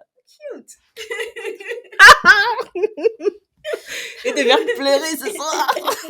Non, mais en fait, de se dire que c'est pas parce qu'on a une partie de notre vie qui est enregistrée, qui est partagée, qu'on ne peut pas continuer d'impacter la vie des gens comme on a envie d'impacter la vie des gens différemment. Et puis tu sais, il y a des gens qui sont impactés par des épisodes qu'on a enregistrés en 2018, quoi. Donc, tu vois, je me dis que même si le podcast prend fin, il y a toujours des gens qui peuvent le découvrir. En fait, il est là, il fait partie de l'espace public, quoi, maintenant. Il est dans le domaine public, donc c'est pas un problème. La seule chose qui pourrait le rendre démodé, c'est que les réalités soient complètement différentes, ce qui peut arriver dans 20, 30 ans. Mais pour ce qui est de nos contemporains, je pense que ça va continuer de fonctionner. C'est ça. On va passer au sujet qui fâche. Les coups durs, parce qu'il y en a eu, hein. Il y en a eu beaucoup. Pas seulement dans le podcast, mais dans la vie pro. Comme je disais précédemment, moi, j'aime beaucoup faire des contrats. Ah non, je pense que je ne l'ai pas dit, en fait. Je suis employée en ce moment, mais en fait, ce que je fais, moi, c'est que je prends beaucoup de contrats temporaires, en fait. Et j'aime bien cette idée, en fait, parce que ça me permet de mettre beaucoup d'énergie parfois pendant un temps, peut-être 80% dans le domaine salarial, et mettre 20% de mon énergie dans le podcast, et après d'avoir une pause, en fait, entre différents contrats où je vais me dire, pendant un mois, je vais me concentrer à 100% sur une chose. Pour l'instant, moi, ça me convient parce que déjà, je suis pas seule. Je conseillerais jamais ça à quelqu'un qui dépend uniquement de ses revenus, en fait, ce serait trop risqué. Et même comme ça, il y a quand même des situations dans lesquelles, en fait, c'est un peu complexe, tu vois. Tu peux pas avoir droit aux mêmes choses, en fait, en service bancaire ou dans ce genre de choses, en fait, en Angleterre, quand tu as une personne qui fait du temporaire. Mais pour l'instant, moi, j'y trouve ma pomme. Donc, ça me convient très bien. Mais j'avoue que l'an dernier, j'ai eu un gros coup dur parce que j'ai trop pris mes aises dans un contrat. J'ai beaucoup trop pris mes aises. Et juste au moment où j'étais en train de dire à Néné, tu sais quoi, si eux, ils me proposent un contrat en permanent, peut-être que je vais l'accepter. Peut-être que si on me propose un CDI là-bas, je vais y réfléchir. Je vais me dire, bon, tu sais, j'ai trouvé mon coin tranquille. J'ai le iPhone du bureau, j'ai le laptop du bureau. T'es à l'aise, quoi. J'étais trop à l'aise. J'avais installé tous mes logiciels par rapport au podcast sur l'ordi du travail. Je me disais, c'est très bien. Et en fait, j'étais tellement à l'aise que je me suis même pas rendu compte que quand mon contrat approchait de la fin, en fait, qu'ils envisageaient pas du tout, en fait, de me prendre en permanent. Et en fait, je pense que j'ai jamais été aussi affectée, en fait, par un changement de job. Ça m'avait vraiment choquée. En fait, j'ai tellement pas vu venir. Et tu t'es dit, oui, voilà, il me prolonge, et tout va bien. C'est ça, j'arrêtais pas d'être prolongée, donc je me disais tout se passe bien. Et puis je commençais vraiment à m'habituer à mon équipe et tout. On avait nos petites aises. Et ce qui m'avait vraiment piqué, j'ai des souvenirs que, en fait, ils avaient donné mon rôle à une personne qui était beaucoup moins compétente, mais comme elle avait plus d'ancienneté, elle avait eu droit au rôle. Et le plus dur, c'était de devoir former cette personne, en fait. On te dit, ouais, merci pour tes services, mais maintenant, tu vas former la fille incompétente. Puis tu nous rends le téléphone et tu t'en vas. Cette affaire de téléphone, vraiment. Ah, ça m'a fait mal. Ouais. Ça m'a fait mal. Et franchement, c'était juste, sur le coup, en fait, c'était vraiment un coup dur parce que tu sais, quand tu es face à un coup dur, tu remets tout en question. Tu te demandes, est-ce que j'ai été vraiment assez professionnelle? Est-ce qu'il y a une chose qui manquait? Est-ce que j'ai fait des erreurs? Etc. Et en fait, je pense que ce moment-là, il était important pour moi parce que là, j'ai vraiment passé un cap où avant, par exemple, j'étais dans un job, j'arrivais à faire mon travail, voilà, on tarit pas d'éloges sur moi. Ndaya, c'est super, t'as tout fait dans les temps, blablabla. Et j'arrive à faire aussi d'autres choses à côté, etc. Je suis super contente. Et je me dis toujours, j'avais toujours ce truc de dire, non, mais c'est parce que j'ai le temps, non, mais t'en fais pas, j'avais le temps. Et en fait, depuis que j'ai eu ce rôle-là, depuis que ce rôle-là a pris fin, en tout cas, je me suis dit, il faut vraiment que je prenne l'habitude de me dire, mais en fait, non, t'excelles. C'est pas une mauvaise chose, tu vois, d'identifier aussi où est-ce que tu fais bien les choses. Je me disais, à force de travailler avec des gens qui font la même chose que moi et de les voir tout le temps donner l'impression qu'ils sont sous l'eau, et moi de prendre mes pauses, tu sais, je prends des pauses clopes, mais je fume pas. Je prends des pauses club, genre 15 minutes chaque heure. Je me dis, c'est bon, je vais aller respirer l'air frais, etc. Ouais. Et puis c'est tout. Mais genre, j'arrive à faire ça et les gens, ils te regardent, genre, ça va, t'es pas trop débordé? Non, mais si t'es pas trop débordé, est-ce que tu pourrais m'aider sur tel dossier? Et en fait, un jour, je suis rentrée, mais j'ai vraiment dit à mon mari, genre, j'ai poussé la porte, j'ai jeté mon sac par terre, j'ai dit, mais en fait, franchement, je déchire. Mais genre, je déchire au travail. Je suis excellente, en fait. Il faut vraiment que j'arrête de douter de moi. C'est exagéré. Et voilà, c'était ma minute. La minute où c'était la minute, je me la pète. Mais non, mais c'était vraiment. En fait, je trouvais ça intéressant parce que je me dis qu'à chaque fois qu'il y a un moment difficile dans la vie, sur le coup, en fait, tu souffres vraiment. Tu te dis, mais qu'est-ce qui m'arrive? Mais je comprends pas. Tu remets tout en question. Et avec un peu de perspective, 6 mois ou 1 an plus tard, tu te dis, mais en fait, non, j'avais vraiment besoin de ce moment-là parce que ça m'a permis de m'élever. Et en plus, pour le coup, cet exemple-là, c'est vraiment history, parce que j'ai trouvé un job après avec encore plus d'avantages, avec un meilleur salaire, avec plus de flexibilité. Mais genre, j'en parlais, tu vois, je passais les entretiens, j'appelais Néné, je disais, non, mais Néné, là, j'ai l'impression que j'ai fait le casse du siècle. En plus, avec Néné, comme nous, on est vraiment... on est au même niveau, au niveau d'ambition, tu vois. Néné, elle trouve un job, elle me dit, ouais, il me propose tel salaire. Je suis là, ouais, il va falloir que je change de job, il faut que je te rattrape. À chaque fois, on fait ça.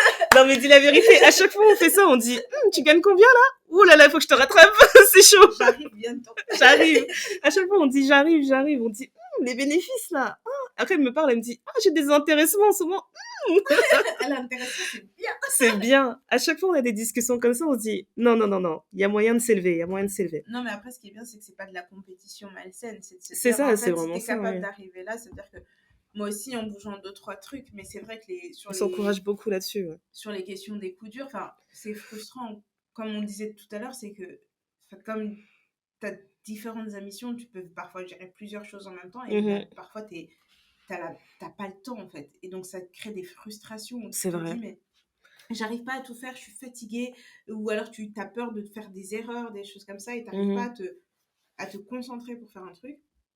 Ça, c'est vraiment difficile. Et l'autre chose aussi, c'est que quand tu t'investis à fond et que tu n'as pas ton retour sur investissement, ou pas de la façon où tu souhaiterais l'avoir, c'est très frustrant. Tu remets tout en cause. Là, tu te dis, non, mais est-ce que j'ai fait le bon choix? Est-ce que c'est vraiment ma place? Et puis, tu perds en motivation. Tu as du mal à continuer, quoi. C'est juste là, tu vas me dire, non, mais vas-y, j'éteins tout, je touche plus à rien, ça m'énerve. Tu peux plus rien voir, quoi. En fait, les coups durs, c'est les frustrations que tu peux avoir au quotidien, tu vois. Et c'est pas forcément aussi difficile que ce que toi tu as vécu, mais vraiment parfois ça te prend au visage où tu vois, tu peux te prendre tu vois, tu te le prends comme une porte en plein visage, quoi. Franchement. Tu dis, mais en fait, depuis tout ce temps-là, moi, je fais ça, je donne mon énergie là-dedans, je fais ça. Et c'est comme ça que je suis récompensée. Et que c'est comme ça. Alors que moi, je faisais vraiment ça parce que pour montrer ta tête, ou quand tu vas avoir quelqu'un qui va avoir une promotion et que toi, tu voulais cette promotion-là et tu te dis, mais en fait, pourquoi on la donne à telle personne? Qu'est-ce que... Et là, tu commences à dire, mais de toute façon, cette personne est spirale. Et là, tu te dis, faut que je m'arrête, ça sert à rien. Mais c'est vrai que c'est vraiment... pour moi, en fait, les coups durs, c'est vraiment ces petites frustrations au quotidien où et j'essaie vraiment de relativiser, de me dire, écoute, si c'est pas maintenant, c'est pas grave, c'est que ça va arriver à un autre moment où tu es censé tirer une leçon de ça.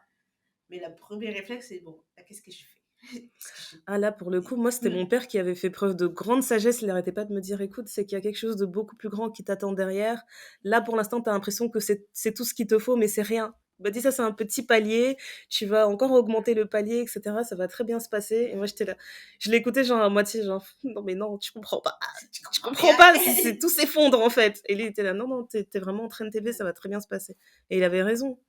Mais après, il y a un truc que j'aime bien faire aussi avec les coups durs. Et après, c'est un conseil aussi que je donne aux gens. Hein. Quand ils me racontent un moment difficile, je leur dis, en fait, tu vas te mettre devant le miroir. Tu vas imaginer que tu as une cérémonie, on t'a donné ton Oscar. Tu montes sur le pupitre et tu dis... il y a 5 ans dans ma carrière, on m'a licenciée pour telle et telle raison. J'étais dans la rue, j'apprends ça au téléphone, comme ça, je commence à pleurer, etc. Mais voilà, quelques mois après, j'ai persévéré, j'ai trouvé ça, j'ai trouvé ci. Et c'est la raison pour laquelle je me tiens devant vous avec cet Oscar. Et je voudrais remercier mon employeur machin qui m'a virée parce qu'il m'a donné la force de mettre toute mon énergie, toute ma frustration dans cet art, dans cette œuvre que... T'as vu? Dans cette œuvre que je vous livre aujourd'hui. Merci. À toutes les personnes qui ont échoué. Merci. Ça, c'est une facette de Ndaya. Si un jour, on m'avait dit que j'allais l'avoir en motivational speaker, j'allais dire, allez, Alors là, alors là, moi je crois que c'est à cause de l'autre là. C'est à cause de mon mari le là. mec que tu fréquentes, Ouais, le depuis gars que je quelques années. fréquente. Ouais. Ah ouais. Je crois que c'est à cause de lui. Mais non, mais c'est trop vrai, parce que franchement, une autre fois, je parlais avec une amie, elle me racontait un truc, pour moi, c'était rocambolesque. Et je lui disais, mais tu te rends compte, ton histoire, elle est folle. Et elle me disait, non, tu trouves? Non, non, moi je trouve, enfin, tu vois, c'est juste une histoire, quoi, c'est ma vie. Et en fait, quand t'as pas cette perspective, tu te rends pas compte, en fait, Ouais. des grosses étapes qui se sont passées dans ta vie, tu les vois pas de cette manière. Et je trouve ça, après, comme tu l'as dit, c'est le côté créatif, mais j'aime bien l'idée de romancer un peu les choses et de se Ouais. dire, tu vois, il y a un happy ending derrière. Ouais, Il y c'est avait ça. une raison, en fait. Moi, le seul truc que je me dis, c'est que quand la larve, elle est devenue papillon, tu vois, elle devait être comme ça. Si c'est, Elle se disait, c'est dégueulasse là-dedans, on n'est c'est- pas à l'aise. tu vois. Comment on fait? Et donc, du coup, c'est vraiment ce truc-là que j'essaie d'appliquer aussi au quotidien en me disant, en fait, à chaque fois que je me sens vraiment inconfortable, ça veut dire qu'il est temps pour moi de changer. Et il faut que je trouve quelque chose qui me permette de passer à autre chose et d'avancer, en fait. Et pas de Ouais. rester bloqué dans cette situation, parce que c'est trop facile de rester bloqué dans une certaine situation où c'est comme si tu sais, t'as la tornade et tout, toi, tu es au cœur de la tornade. De l'autre côté de la tornade, il y a le soleil, mais toi, tu vas rester dans Tu restes dans le cœur, quoi. dans le cœur de la tornade parce que tu as peur d'affronter ce que tu as affronté. Et j'essaie de ne pas avoir peur d'affronter les choses, ou du moins quand je vais les affronter, je me dis, je vais encaisser ce que j'ai à encaisser, parce que comme tous les bons boxeurs, il faut savoir encaisser des coups pour savoir prendre le bon coup et gagner le combat. Donc du Tout coup, à fait d'accord. c'est un peu... Bon, là, c'est beaucoup de sagesse qu'on vous livre. T'as vu, mais hein, dans non, le mais mot... en plus, j'allais venir au point suivant, j'allais dire, franchement, comment on fait pour s'améliorer, comment on a fait pour s'améliorer dans les années et tout, en termes de personnalité, de travail, même d'éthique de travail, en fait.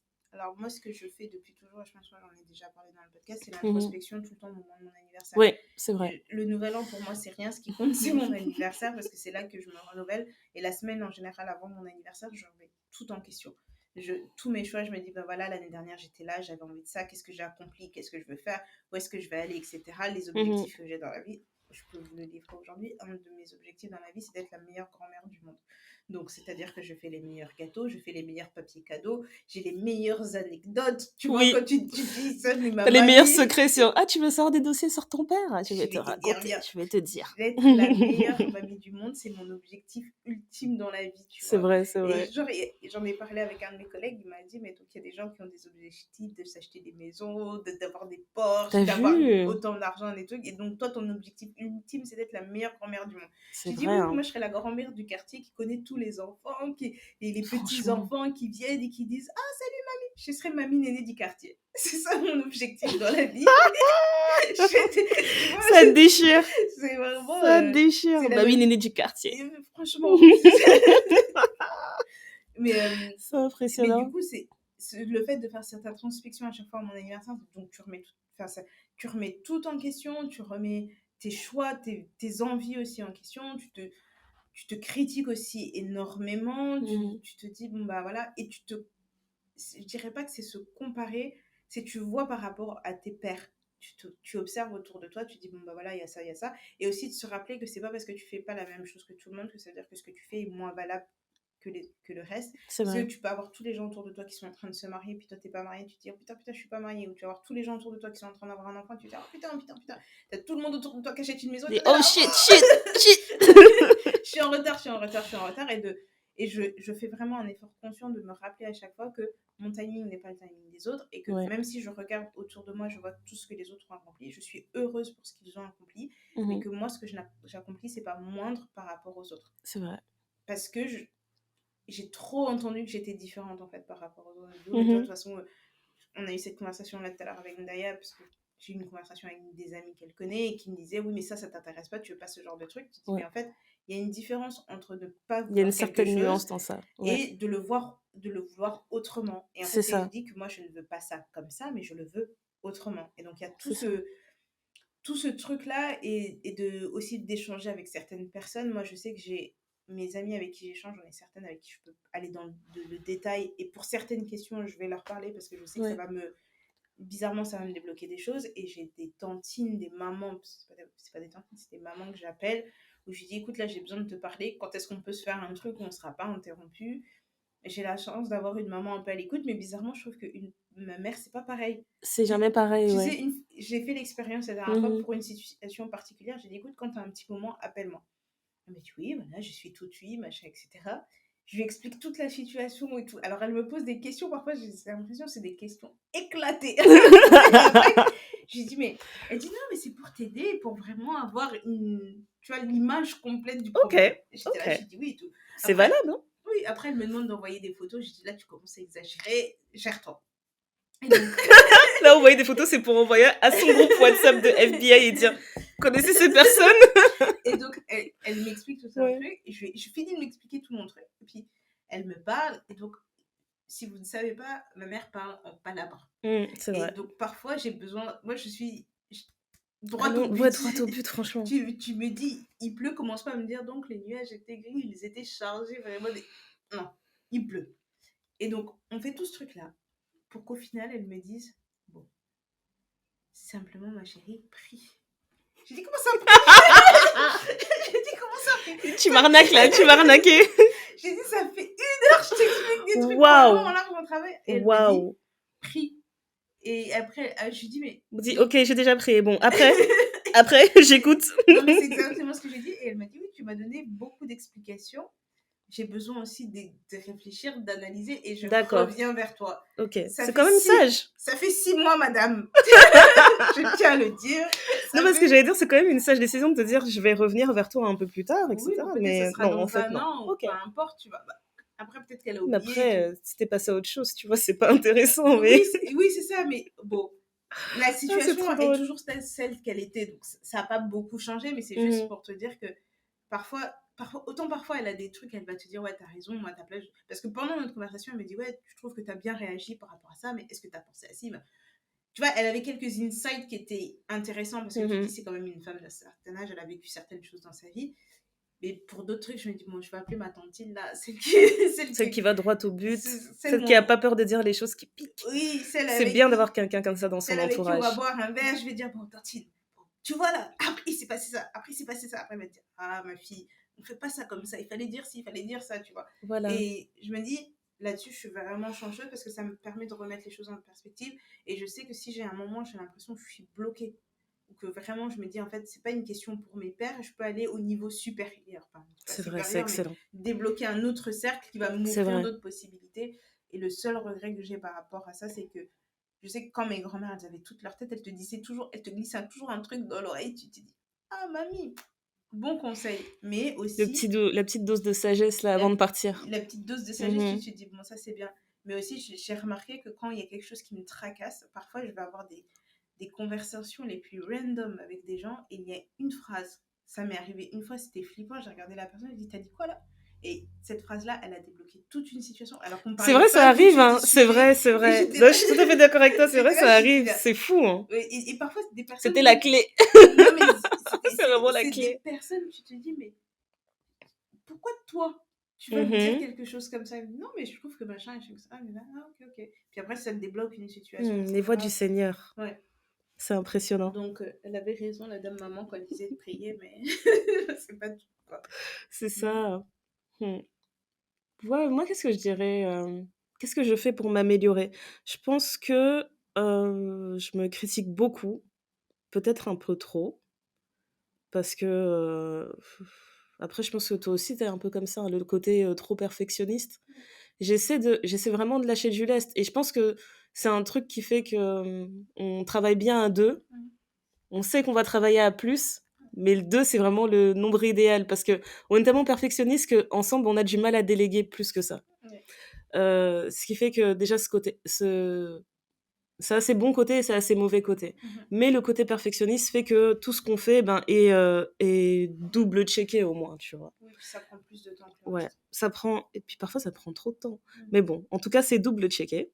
Ce qui fait que dans le cadre du podcast, moi, j'aime bien me réécouter. Parce que je sais que c'est un truc, c'est valable juste pour moi, mais je sais qu'en termes de diction, j'aimerais bien m'améliorer, j'aimerais que ma façon d'articuler mes pensées en fait soit plus claire, etc. Et il y a d'autres personnes qui vont me dire non, moi quand je t'écoute c'est très clair, etc. Je vais dire oui c'est très clair, mais c'est pas le niveau que j'ai en tête en fait. Je veux passer à un autre niveau. Donc je vais tout faire en fait, je vais tout mettre en place pour que je puisse improver, améliorer en fait ce trait. Donc ça va être pas des TED Talks, j'aime pas écouter les TED Talks, mais je vais écouter d'autres programmes audio, justement, où je sais que ces personnes-là sont beaucoup plus articulées, elles sont au niveau au moins que j'espère atteindre, la lecture qui va me permettre d'enrichir mon vocabulaire, etc. Enfin, c'est tout bête, tu vois, comme tu m'expliquais dans les Sims. Dans les Sims, il faut que tu fasses telle chose, ça te débloque des compétences. C'est pas bête, tu vois. Il n'y a pas à réfléchir le truc différemment. Donc j'aime bien cette idée en fait de faire ça, de me réécouter, de marquer mes petites notes, etc. Dans le milieu pro, franchement, c'est pas pour me la péter, hein, mais j'ai pas l'impression que j'ai besoin de m'améliorer, tu vois. Je me dis, je sais pas s'il y a vraiment un point d'amélioration à avoir, en fait. Je trouve que ce que je fais pour l'instant, ça me convient très bien. Je dis pas que je suis parfaite, mais j'ai pas l'impression que j'ai besoin d'améliorer quelque chose pour débloquer un nouveau niveau, en fait. Après, ce que j'aime beaucoup faire dans le milieu pro, c'est parler avec tous les gens des différents services, voir comment ils sont arrivés à ce niveau-là, de discuter en fait des différents parcours pro que les gens ont pu avoir. En fait, il y avait une chanson de rap qu'on écoute grave avec mon mari, une chanson de Fianso, où en gros il dit je veux pas que tu me racontes ta vie, dis-moi comment t'as fait pour faire le million, tu vois. En gros, c'est ça, quoi. Allons droit au but. Allons droit au but. En fait, j'aime bien écouter des success stories des gens, en fait. Du moins, leur vision de la success story. Et ça te donne de la perspective, en fait, sur les différentes manières d'atteindre tes objectifs. Et une chose que j'aime beaucoup, sur laquelle j'aime beaucoup insister, c'est que j'arrive à me comparer à d'autres personnes et à me dire ça, j'apprécie ça, c'est cette personne. J'aimerais bien être un peu plus comme ça, etc. Sans que ce soit de la compétition, tu vois.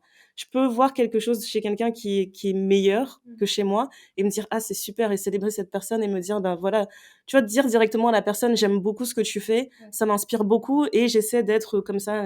Quel conseil tu peux me donner? Quel conseil tu peux me donner? Mais je trouve que c'est vraiment important parce qu'on a tendance des fois à se mettre en compétition sur des choses sur lesquelles, tu sais, c'est même pas rentable en fait. Il n'y a pas besoin. Ça m'est déjà arrivé des tonnes de fois en fait dans le cadre professionnel où tu vas travailler avec des gens avec qui tu es sur le même niveau, on va dire. Que tu sois là ou que tu sois pas là, ça va pas impacter leur travail, ça va pas impacter leur évolution, mais ils sentent quand même le besoin d'être en compétition, c'est toujours un combat, etc. Et j'ai toujours eu du mal avec ça. Je sais que je suis très combative sur certaines choses, mais j'ai pas besoin d'être en compétition avec d'autres personnes. Je trouve que je suis déjà assez dure avec moi-même pour commencer à souffrir, etc., à regarder les autres et à me dire non, ça va pas, regarde, t'es horrible, telle personne a fait ça, tu sais même pas faire ça, et tout. Je pourrais pas. Franchement, je pourrais pas. Après, moi, la compétition, enfin, j'ai pas cet esprit de compétition et j'ai une de mes meilleures potes qui a énormément l'esprit de compétition. C'est incroyable. Enfin, genre, quand elle va commencer un nouveau boulot, il faut qu'elle arrive et qu'elle soit la meilleure tout de suite. Enfin, sinon, elle le vit mal, etc. Et j'admire ça chez elle parce que si elle en est là où elle en est aujourd'hui, c'est parce qu'elle a cet esprit-là. Moi, j'ai pas cet esprit-là. Et je pense que si j'avais cet esprit-là, je serais, je dirais pas plus loin parce que je trouve pas que je sois pas bien là où je suis, tu vois. Mais je pense qu'il y a des choses que j'aurais faites différemment ou j'aurais pu obtenir plus de choses parce que je me Mais je me demande si ça apporte vraiment plus, tu vois. Parce que t'as pas forcément besoin T'as pas forcément besoin de passer des niveaux où, tu sais, tu combats un grand méchant comme dans les jeux vidéo pour t'élever, tu vois. Mais pour elle, oui, parce que ça lui a ouvert des portes que si elle n'avait pas eu cet esprit-là de se dire je dois être la meilleure, elle n'aurait pas ouvert ces portes-là. Ok. Mais je pense que c'est nécessaire et je suis heureuse d'avoir quelqu'un comme ça dans mon entourage parce que du coup, sur certaines choses, ça m'a donné la niaque. Et moi, quand je dis ça, j'ai une autre amie d'enfance qui, elle me dit, mais moi, je sais pas comment tu fais. Enfin, elle devait passer des entretiens pour changer de boulot. Je dis, ok, il faut que tu dis ça, tu dis ça. Ce qui, moi, me paraît banal, j'ai l'impression que je suis pas excellente. Elle me dit, ouais, mais moi, je suis pas toi. Je te dis, mais tu vois, toujours... T'as pas besoin d'être moi, mais juste prends note. Voilà. Tu vois, c'est-à-dire, t'es toujours le mentor de quelqu'un d'une certaine façon. Là où toi, t'as l'impression que ce que tu fais, c'est basique, ben non, en fait, pour d'autres personnes, ça ne l'est pas. Et donc, du coup, il y a ce truc où tu veux t'améliorer, quoi que ce soit, et où tu n'as...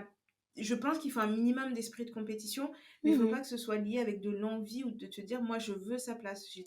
En fait, moi, je veux apprendre là où comme tu disais tout à l'heure, où tu es un peu en faiblesse, pour m'améliorer, pour me permettre d'avoir autre chose. Moi, c'est ce que je dis tout le temps au travail. Je dis, moi, je veux la place de personne. Donc, si tu as l'impression que moi, je fais mieux un truc que toi, machin, bah, c'est à toi de te mettre au niveau, mais moi, je ne vais jamais me positionner. Par contre, si je veux un truc, je vais vous dire, non, mais en fait, je veux ça.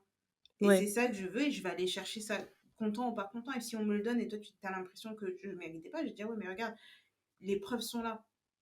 Je veux pas du favoritisme ou un truc où on te dit, puisqu'elle est mignonne, on avait besoin de passer une femme noire là, et puis ça fait bien. Franchement. Non, je veux pas ça. Je veux Voilà. avoir mon Et truc puis, parce je veux que avoir j'ai la pas envie d'en... certitude aussi que si un jour quelqu'un pense ça, je pourrais lui dire par A plus B pourquoi tu as tort. Mais Voilà, c'est exactement ça. c'est Enfin, vrai, très important. j'ai eu l'expérience avec une des collègues où elle avait l'impression peut-être que moi je voulais son job et je lui dis mais je veux pas de ton job en fait. Mhm. Je fais certaines choses parce que j'ai une façon de fonctionner et que je n'aime pas attendre parce que sinon ça devient des trucs à faire des palabres là pendant 1000 ans. Non, c'est que je suis action-réaction. Ouais. Mais je veux pas de ton job. Enfin, sois rassurée. C'est pas un truc que j'ai envie de faire matin, midi, soir. Tu vois. Dans certaines J'adore, tu as dit situations, garde ton truc, garde ton bébé, j'en veux pas. non, mais tu te retrouves C'est avec une important de le patate dire, ça chaude entre rassure, deux hein, trucs et franchement. tout. Et à partir du moment où je lui dis ça, j'ai trouvé que nos rapports étaient complètement apaisés. Maintenant, on peut s'appeler, on se fait des C'est blagues fou, et hein. tout. Mais je dis, mais il Ouais, n'y a pas, en fait. Il n'y a pas. ouais. Il y a pas à être stressé comme ça. Mais ça me rappelle un job justement où j'avais été embauchée et on m'avait mis dans la confidence en fait que on m'avait embauchée en fait en espérant remplacer une personne qui est là et qui ne Mm. sait pas qu'on essaie de la remplacer.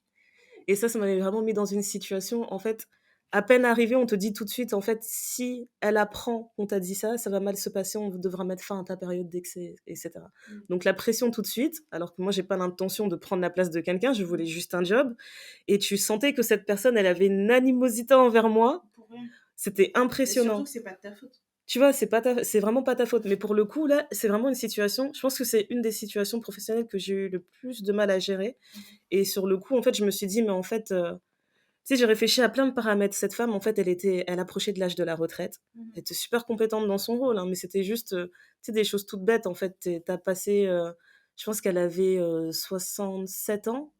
Elle avait 67 ans. Il y a plein de choses, en fait, par rapport au numérique qu'elle avait pas envie de faire. Elle voulait continuer à appeler les agences de voyage. Elle voulait pas aller sur Internet, ce genre de choses. Et donc, ils se disaient, non, on va prendre quelqu'un qui est plus jeune, qui est plus vif, plus dynamique, etc.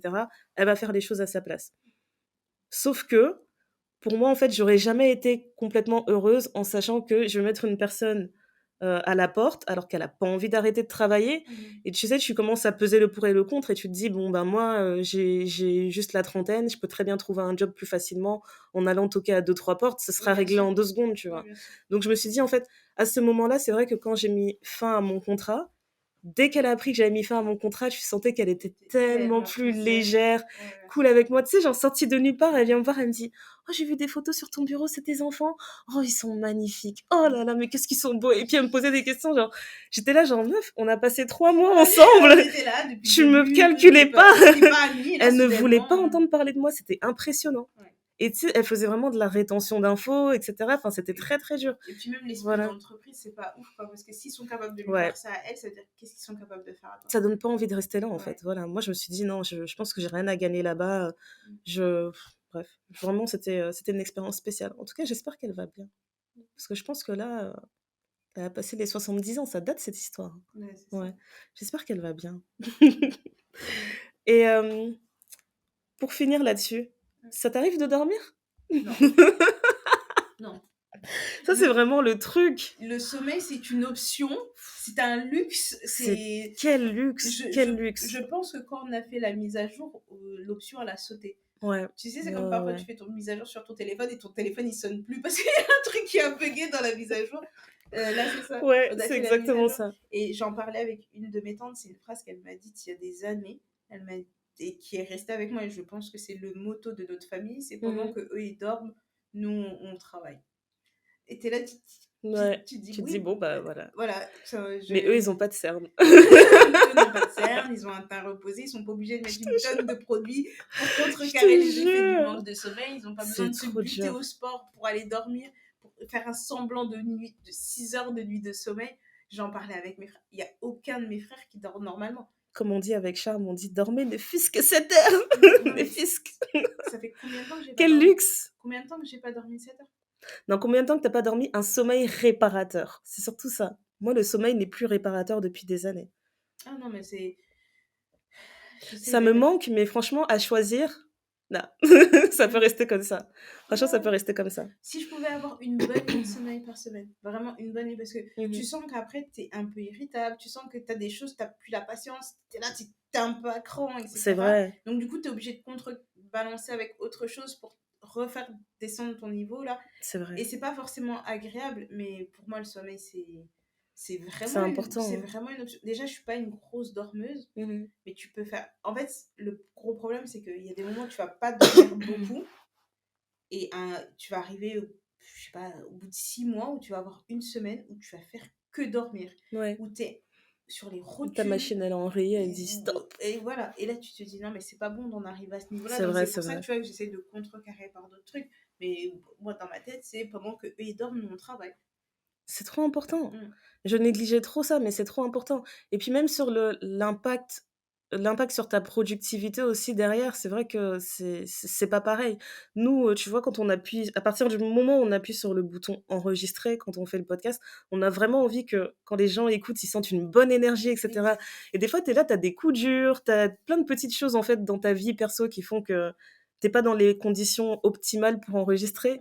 Juste le fait de pas avoir eu les 7 heures de sommeil, là. Non, mais c'est incroyable. C'est le truc en trop aussi, tu vois. Combien de fois tu te dis, mais là, je suis fatiguée, je dors bien parce qu'en général, on enregistre le soir parce qu'on a le temps de faire toute notre journée de travail, de répondre à toutes nos obligations familiales, etc. etc. Et tu te dis, bah, maintenant que tout ça s'est passé, il faut que je me pose encore pour enregistrer, pour être dynamique. Voilà.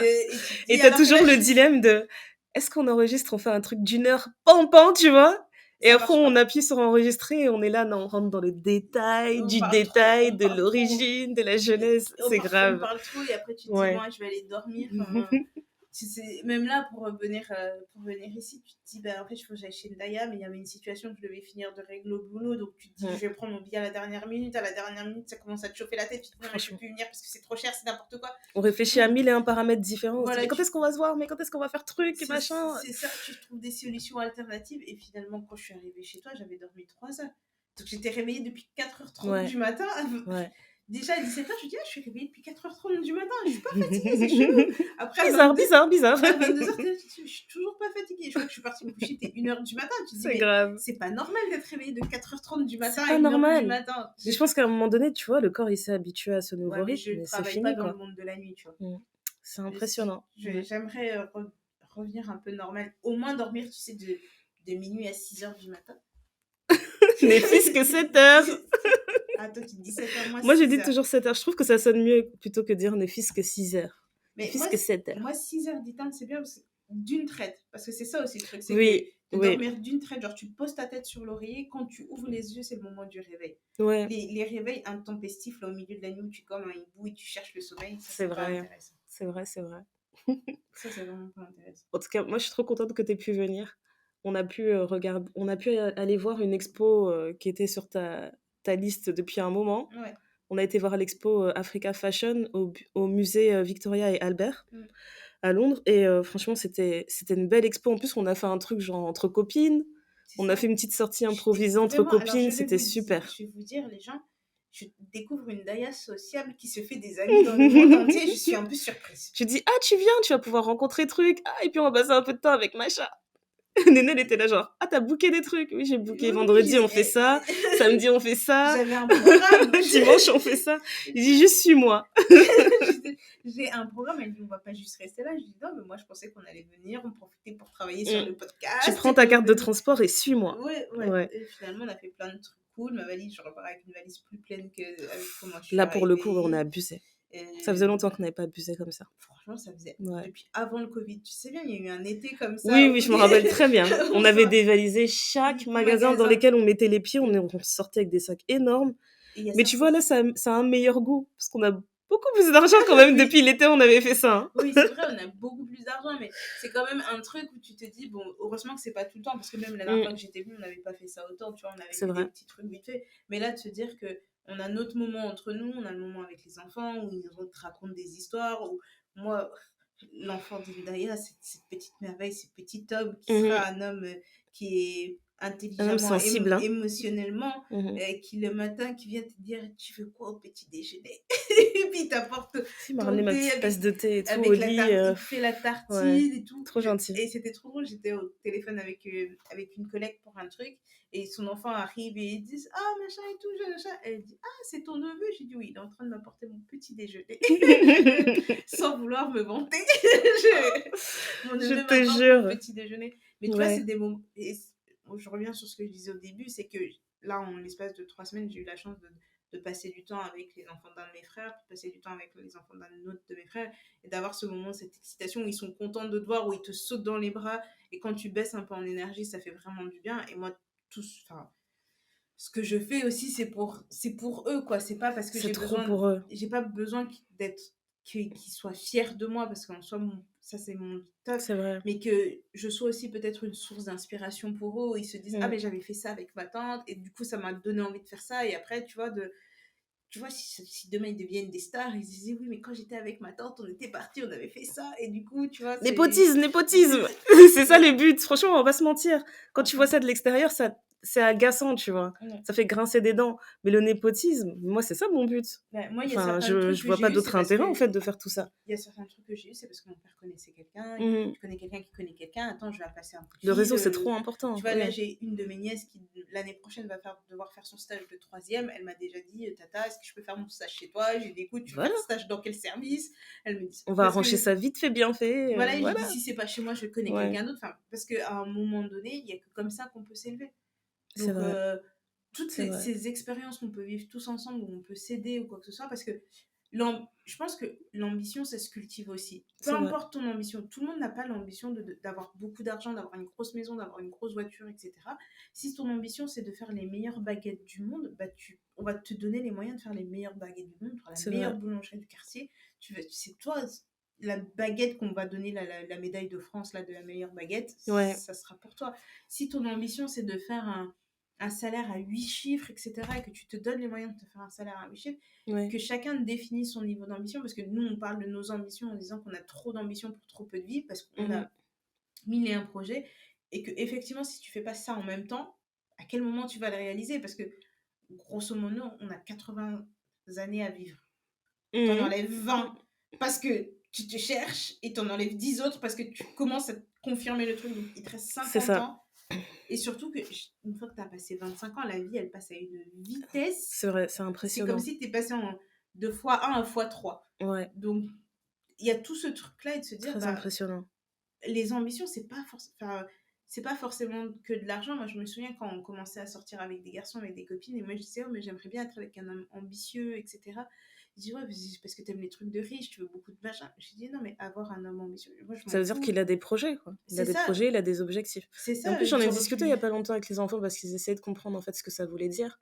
Et j'aurais demandé de faire une liste. D'un côté, je lui ai dit, sur cette liste, tu vas écrire dreams, enfin tes rêves, et sur l'autre liste, tu vas écrire des objectifs. Je lui ai dit, ouais, ma fille me dit, je rêve d'être la plus grande gymnaste du monde. Je lui ai dit, alors c'est quoi les objectifs? C'est les choses que tu dois faire pour atteindre ça. Et puis elle réfléchit, elle me dit, bah, je dois m'étirer tous les jours, il faut que je mange sain, il faut que je fasse truc. Et donc elle écrit des trucs, et c'est là qu'elle comprend, ah ok, d'accord, ok, c'est donc ça l'ambition. J'ai l'ambition d'être truc, je mets les choses en place, je mets les moyens en place pour y arriver en fait. Voilà, c'est pas forcément une question d'argent, parce que si c'était juste une question d'argent, t'as plein de gens qui diraient qu'ils sont pas ambitieux. Il y a des gens, c'est juste d'avoir leur petite entreprise qui tourne bien, qui leur permet de payer des vacances, de se faire un plaisir de temps en temps, mais qui n'ont pas forcément besoin d'avoir beaucoup d'argent. Tu vois, parce que je regarde beaucoup de vidéos comme ça sur Insta en ce moment, de vous gagnez combien, vous payez combien votre salaire, pour vous, vous pensez que gagner beaucoup d'argent c'est combien, etc. Et je suis étonnée du nombre de personnes qui vont te dire, bah gagner beaucoup d'argent c'est 2000 euros. Alors qu'il y a d'autres personnes qui vont dire, mais avec 2000 euros tu fais rien, tu vois. C'est vrai. J'avais l'impression que tu vois, quand tu fais les calculs, je pense qu'il y a un site qui te permet de voir où est-ce que tu te situes sur la masse salariale, etc. 2000 euros, c'est encore très très bas sur la masse salariale, hein. Dans la moyenne de la masse salariale. C'est encore très très bas, donc je comprends pourquoi tu dis que tu es surprise quand une personne dit ouais, 2000 euros ça suffit en fait. Ouais, c'est ça, et surtout avec l'inflation qu'il y a en ce moment. Mais tu manges des œufs, tu te sens riche. non, mais franchement, c'est n'importe quoi. C'est grave. C'est n'importe quoi. Et je me dis, c'est vraiment un truc que je veux que je veux transmettre, moi, à ma fille et mes autres enfants que j'ai eu par mes frères, c'est que d'avoir vos ambitions, mais pas par rapport aux autres, et de se dire, c'est pas une question d'argent. Si tu veux faire beaucoup d'argent, oui, ça peut être une de tes ambitions, de te dire, voilà, moi, je veux avoir beaucoup d'argent parce que j'aime l'argent. C'est grand bien te fasse. Mais de pas négliger la personne qui te dit, bah, moi, j'ai envie d'être prof, j'ai envie de transmettre mon savoir, parce que on dénigre trop facilement des choses. C'est vrai. C'est vrai, tout à fait d'accord. Je réfléchis à mes rêves. En fait, je pense que mon rêve, c'est de vivre plusieurs vies. Ouais. Je pense que c'est plutôt ça, en fait. Ouais. Parce que j'ai du mal à me dire, dans ma vie, tu vois, je peux pas me dire, par exemple, dans ma vie, si j'ai pas vécu telle carrière, et ben, j'aurais l'impression d'avoir raté quelque chose, etc. Alors que c'est pas le cas. Je pense que j'aime bien l'idée, en fait, d'avoir touché à beaucoup de choses, d'avoir une vie, en fait, qui était vraiment trépidante. Je pense que c'est vraiment ça que je veux. Je veux que ma vie, ce soit une aventure. Et à chaque fois, tester des nouvelles choses. Pas forcément tout le temps me retrouver au bas de l'échelle, mais me dire que je vais tester de nouvelles choses qui vont me permettre d'apprendre encore, d'évoluer, de passer d'autres paliers, etc. Et j'aime vraiment l'idée que, bah, tu vois, avec le CV que j'ai, je pourrais tester plein de choses différentes. Demain, s'il y a quelque chose qui me donne cette petite étincelle, et ben, je vais me dire, ok, est-ce qu'on saute dedans à 100%? On va voir où ça nous mène. Est-ce que ça va durer 3 ans? Est-ce que ça va durer 5 ans? Après, c'est pas au point de l'instabilité quand même, parce que je sais que plus jeune, j'avais du mal à voir les choses, à faire les choses jusqu'au bout. Là, j'aime vraiment l'idée de mener un projet à son terme. Ce qui est sûr et certain, c'est que si maintenant je m'engage dans un projet, je veux vraiment le faire du début jusqu'à la fin. Je veux pas me lancer et me dire non, mais là, c'est trop dur, j'oublie. Et c'est quelque chose que j'avais tendance à faire avant. Donc, je suis très reconnaissante d'avoir pris le temps de m'améliorer en tant que personne et de me dire, ok, si c'est pas une mauvaise chose d'être humble et de se dire, ben, j'étais pas prête à ce moment-là. Moi, je sais que maintenant, je me sens prête. Il aura fallu 33 ans.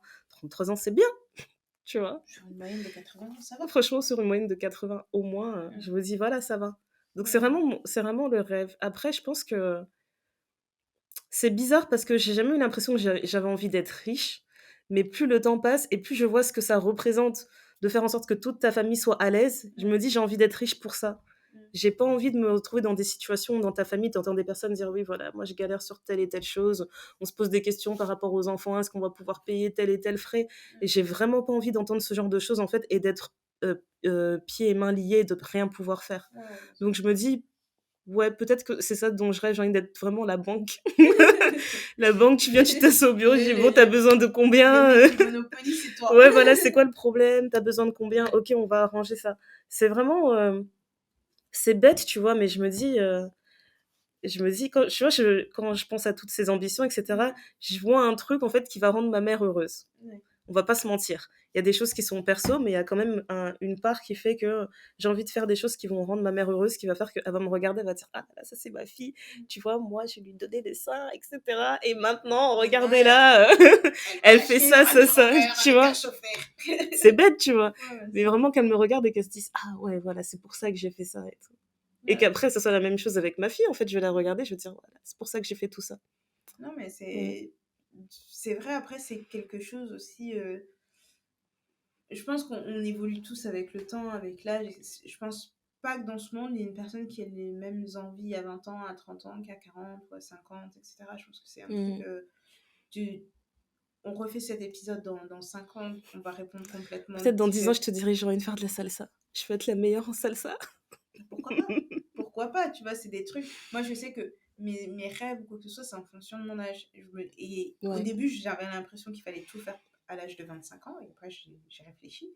Et je me suis dit, bah non, en fait, je sais qu'il y a certaines choses que j'ai envie de faire, genre quand j'ai 40 ans. Et Ouais, les gens comprennent pas, ils disent, mais pourquoi tu le fais pas maintenant? J'ai dit, non, mais je sais pourquoi à 40 ans, parce que ce sera pas pareil. il y aura pas le même impact, j'aurai pas le même recul et j'ai Mmh. encore envie d'apprendre pour pouvoir faire le truc. Moi, C'est vrai. mes plus grands rêves, c'est la paix, l'épanouissement, l'aisance, tu Franchement, vois, une certaine facilité, tu vois, c'est de vrai. pouvoir faire des choses où à la fin, quand je regarde, je me dis, putain, je suis contente, j'ai fait ça, je m'étais dit que j'allais le faire, je l'ai fait Ouais, et c'est un truc qui s'est réalisé.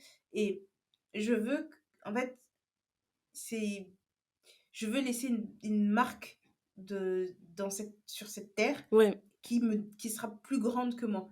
You and me, my nigga. Tu vois ce que je veux dire? C'est que je vais partir, Ouais. je vais mourir mon nom, et on s'en fout de mon nom, mais de Mmh. se dire que ça, j'ai apporté ma pierre à l'édifice, Mmh. j'ai quelque chose qui Et tu as perd laissé un impact positif, en un fait, impact voilà. positif, que je me dis, bah, en fait, pour le bien-être des autres, j'ai participé et je me suis assurée que ce que j'ai laissé là, ça va perdurer de génération en génération et ça va continuer d'avoir ce truc-là. Et après, bon, cette histoire des autres, enfin, mes rêves, c'est que je veux pouvoir continuer de voyager comme j'ai envie de voyager. Le monde C'est est vrai. un village. Je, plus je vieillis, plus je me sens nomade, où j'ai envie de découvrir des contrées lointaines, C'est j'ai des vrai. obsessions qui se créent sur des endroits. La dernière fois, je disais à Andaya, j'ai dit, ouais, t'es déjà été là-bas. Elle me dit, non, pourquoi? Je dis, non, mais j'en ai Madame, entendu parler et tout. j'étais là, mais Je madame, me- qui t'envoie? J'ai regardé les billets de train. Elle me dit, mais t'as déjà regardé les billets de train? Je dis, ouais, je sais pas, s'il faut y aller en train. Elle était déjà prête, elle était prête. C'est grave. J'ai regardé Elle dans mes cherchait, billets. elle regardait juste ses jours de congé. Quand est-ce que je peux partir? Non, mais C'est voilà. grave. Et c'est le truc que je me dis, enfin, pour avoir cette aisance, il faut aussi gagner de l'argent, tu vois. Ouais. Et je sais pas si je rêve de richesse au point de ne plus savoir quoi faire de mon argent, mais je veux être assez à l'aise pour pouvoir donner à ma fille ce dont elle a besoin, donner à mes autres enfants ce dont ils ont besoin. Et quand je Ouais. dis mes autres enfants, c'est ceux qui vont arriver après ma fille et surtout ceux qui sont déjà là, qui étaient là avant elle, que j'ai eu autrement. Mhm. Et de me dire que, je sais pas si, comme toi, j'ai envie d'être la banque de la famille, mais tu vois, de se dire que je peux prendre les enfants. Tu vois, moi, c'est Ouais. dans l'autre sens. Et je me dis, je prends les enfants, on va à la maison de campagne, que les enfants, ils m'appellent, ils disent, est-ce que je peux prendre ta maison, machin. Et sans que ce soit forcément un gros truc, tu vois, Oui, mais oui. d'avoir cette... on en parlait à Noël, moi, je veux créer ce souvenir de Noël où ils savent que le matin, quand on se réveille, que c'est Noël et qu'on est chez Tata, ça sent ça. Ça sent ça, c'est nos odeurs et c'est des trucs qui vont Ouais. perpétuer. Tu vois, C'est vrai, c'est vrai. c'est cette idée de transmission parce que je me rends compte que on a le... On vient d'un pays où la tradition est très orale et rien n'est écrit et les traditions se perdent parce que on s'est modernisé, etc. Il y a certaines choses qu'on ne fait plus. Et pour moi, je trouve que c'est vraiment dommage. Donc, je veux vraiment transmettre des choses. Ouais. Limite, tout écrire. Je prends des photos tout le temps. Enfin, j'ai des photos de tout le temps. Dès C'est qu'on fait vrai, des c'est trucs, vrai. machin, on ressort les photos et les gens te disent, mais comment t'as cette C'est trop, photo-là? c'est grave. Archiviste de la famille, Mais vraiment. je pense que c'est un traumatisme qui date de ma naissance parce que la personne qui a fait mes photos Ah de naissance a oui, perdu toutes mes photos. Donc j'ai c'est quasiment grave. zéro photo de moi petite. C'est grave. Quasiment zéro. Les rares photos, Ouais. je les connais par cœur, les photos que j'ai de moi petite parce qu'il y en a tellement peu. Et je me dis, en fait, je veux pouvoir. Enfin, c'est vraiment cette histoire de perpétuité. Les enfants, ils vont voir, ils vont trouver des. Là, j'ai décidé que j'allais faire des albums en fonction des années, en fonction des trucs qui se sont passés, parce que je veux qu'ils puissent regarder et se dire, ah ouais, tout, on avait fait ça, on s'est retrouvés là, etc. C'est vrai. C'est ça, peut-être ma plus grande ambition, c'est de laisser quelque chose qui va perdurer après moi. Parce que je suis que de passage, en fait. Je veux pas un truc où je rêve pas de gloire, j'ai pas une ambition de... Vous allez me voir sur les plateaux télé et commencer à dévoiler ma science et C'est vrai. faire tartiner mes trucs en disant, d'ailleurs, quand j'avais fait ça en l'année 2014, ça m'a permis de faire ça. Mais vraiment cette histoire de perpétuité. Ouais. C'est ça ma plus grande ambition et c'est ce vers quoi je travaille dans tous mes projets, dans tout ce que je fais, de tout ce que j'entreprends, c'est de me dire, ça va perdurer après moi. Mais c'est intéressant parce que quand j'ai réfléchi à cette question-là, quand on préparait l'épisode, en fait, j'arrêtais pas d'avoir cette vision. Tu sais, je t'avais parlé pendant un temps, on parlait d'un terrain qu'on voulait acheter quelque part au bled. Et je te disais, ouais, dès qu'on m'en a parlé, en fait, je me voyais trop à cet endroit. Je me voyais tellement bien que pendant un temps, j'arrêtais pas de faire des rêves, j'étais là-bas. Et je me rappelle, j'avais fait un rêve où j'étais avec ta maman. Et j'appelle ma belle-mère et je lui raconte le rêve, etc. Mais c'était un truc. Tu sais, je me voyais en fait, genre, on avait une maison au bord de l'eau. Déjà, il n'y avait pas d'enfants. Il y avait juste moi et mon mari. Donc, c'était tu vois, déjà. Donc, dans longtemps, je me vois avec mon mari, etc. Et j'étais là, en fait, comme si je me levais un matin classique, quoi. Et je suis là en train de de cultiver mon jardin, etc., ma petite terre. Dans ce que j'ai cultivé, je suis avec ma belle-mère et elle me dit, ouais, le cannabis, il a bien pris et tout. Alors, autant vous dire que ce n'est pas du tout sa tasse de thé. Franchement, c'était trop drôle. Genre, dans mon jardin, il y avait un côté, il y avait la serre avec le cannabis. Elle était là, j'aurais regardé, ouais, voilà. Après, elle a la main verte, on va pas se mentir. Oui, elle a vraiment la main voilà. verte. Elle peut tout faire pousser, cette dame. Et je lui racontais ça et je disais oui. Et puis, tu vois, on était là, on coupait les trucs qui avaient bien poussé, qui étaient mûrs, etc. On triait nos machins. Je faisais ma vie dans la maison. Après, on est parti à la plage. On est parti pêcher du poisson et tout. Et elle était morte de rire. Et elle a commencé à me raconter un truc qui n'avait... Enfin, pas qui n'avait rien à voir. Elle a commencé à me raconter une histoire sur... Je sais pas quel fait divers, en fait, sur des gens, justement, qui faisaient pousser du cannabis et tout au pays. Et elle me disait, oui, mais tu sais qu'au pays, il y a une ville qui est réputée parce qu'ils font pousser le meilleur cannabis, etc. Et je lui ai dit, tu vois, c'est pour ça qu'on doit s'associer. Elle a dit, mais oui. Je lui ai dit, c'est pour ça que toi et moi, on doit s'associer. On va trouver le meilleur, on va le mettre là où moi je vais vivre. On va avoir notre petite ferme. Et franchement, ça m'a tellement fait rire, mais je me suis dit, tu vois, c'est un bel exercice à faire, en fait, si tu réfléchis, tu te demandes, en fait, c'est quoi tes ambitions, d'essayer de réfléchir, en fait, comment t'imagines tes vieux jours, comment tu vois, tu les vois comment, qu'est-ce que tu visualises tout de suite, en fait. Et c'est comme ça que tu sauras, en fait, tu aspires à quoi, en vrai, dans toute cette vie. Ouais, par rapport à tout ce que tu fais aujourd'hui, que tu aspires à quoi? C'est ça. Ça mène à quoi? Non, mais moi, je vois ma grand-mère dans son quartier, là, tous les gens, ils la connaissaient. T'avais des petits jeunes qui passaient et tout, qui disaient « Ah, mamie, et tout, ça va, et tout. » Il lui ramenait des trucs, il leur racontait des blagues et tout.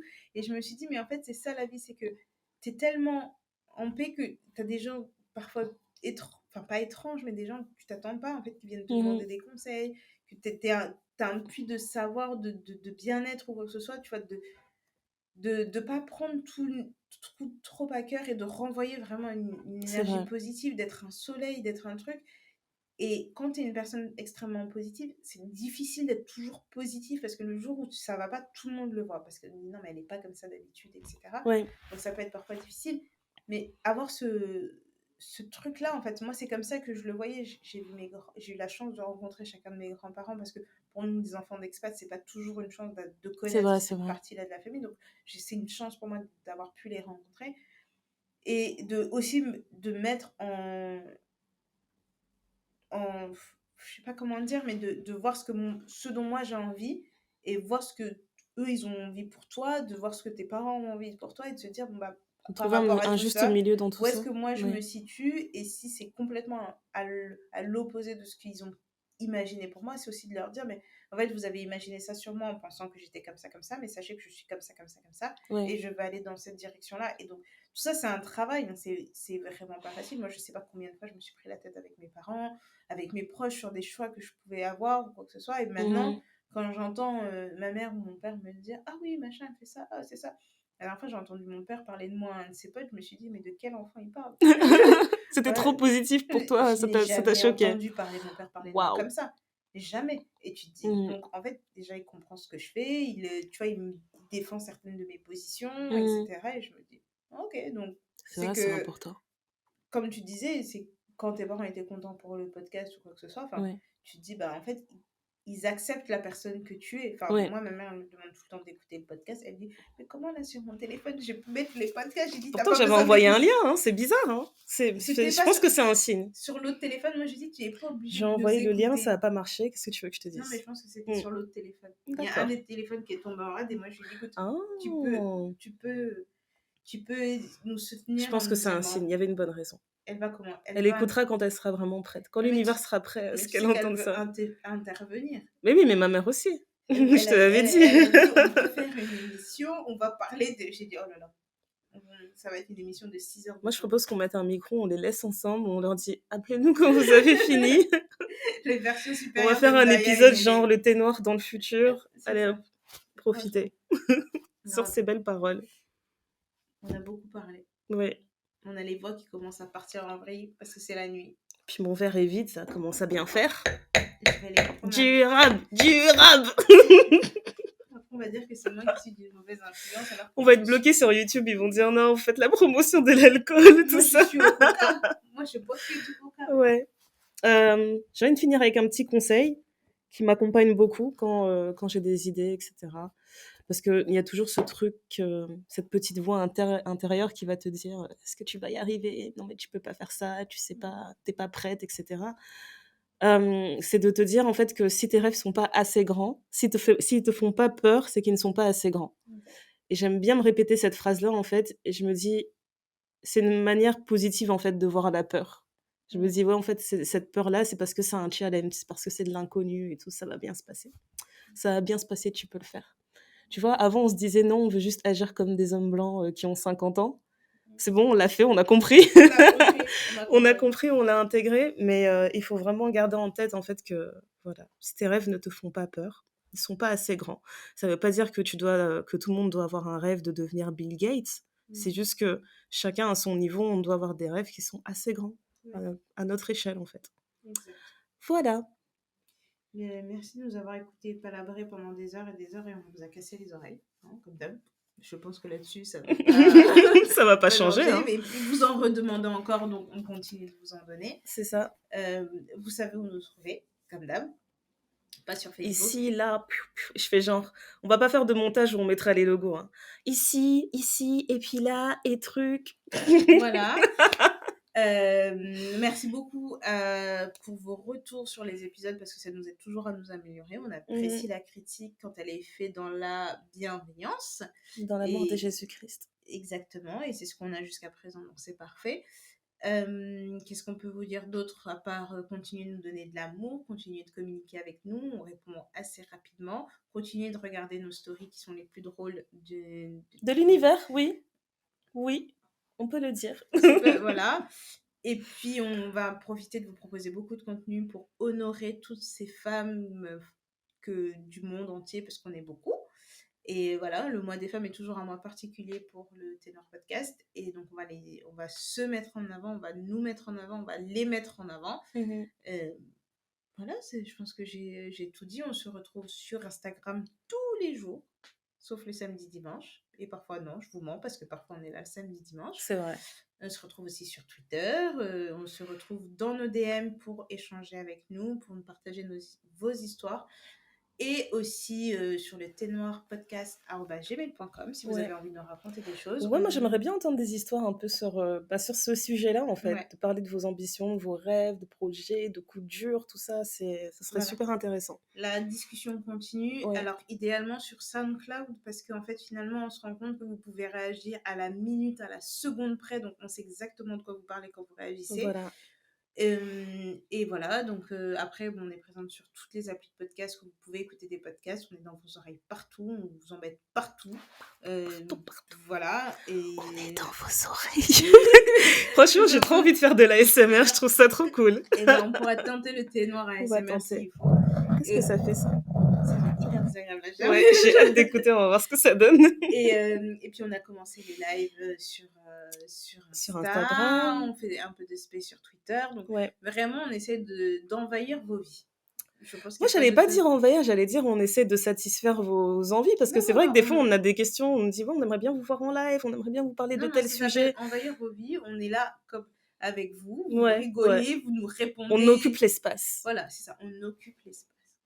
La liesse réappropriation de l'espace. La liesse noire par les femmes noires.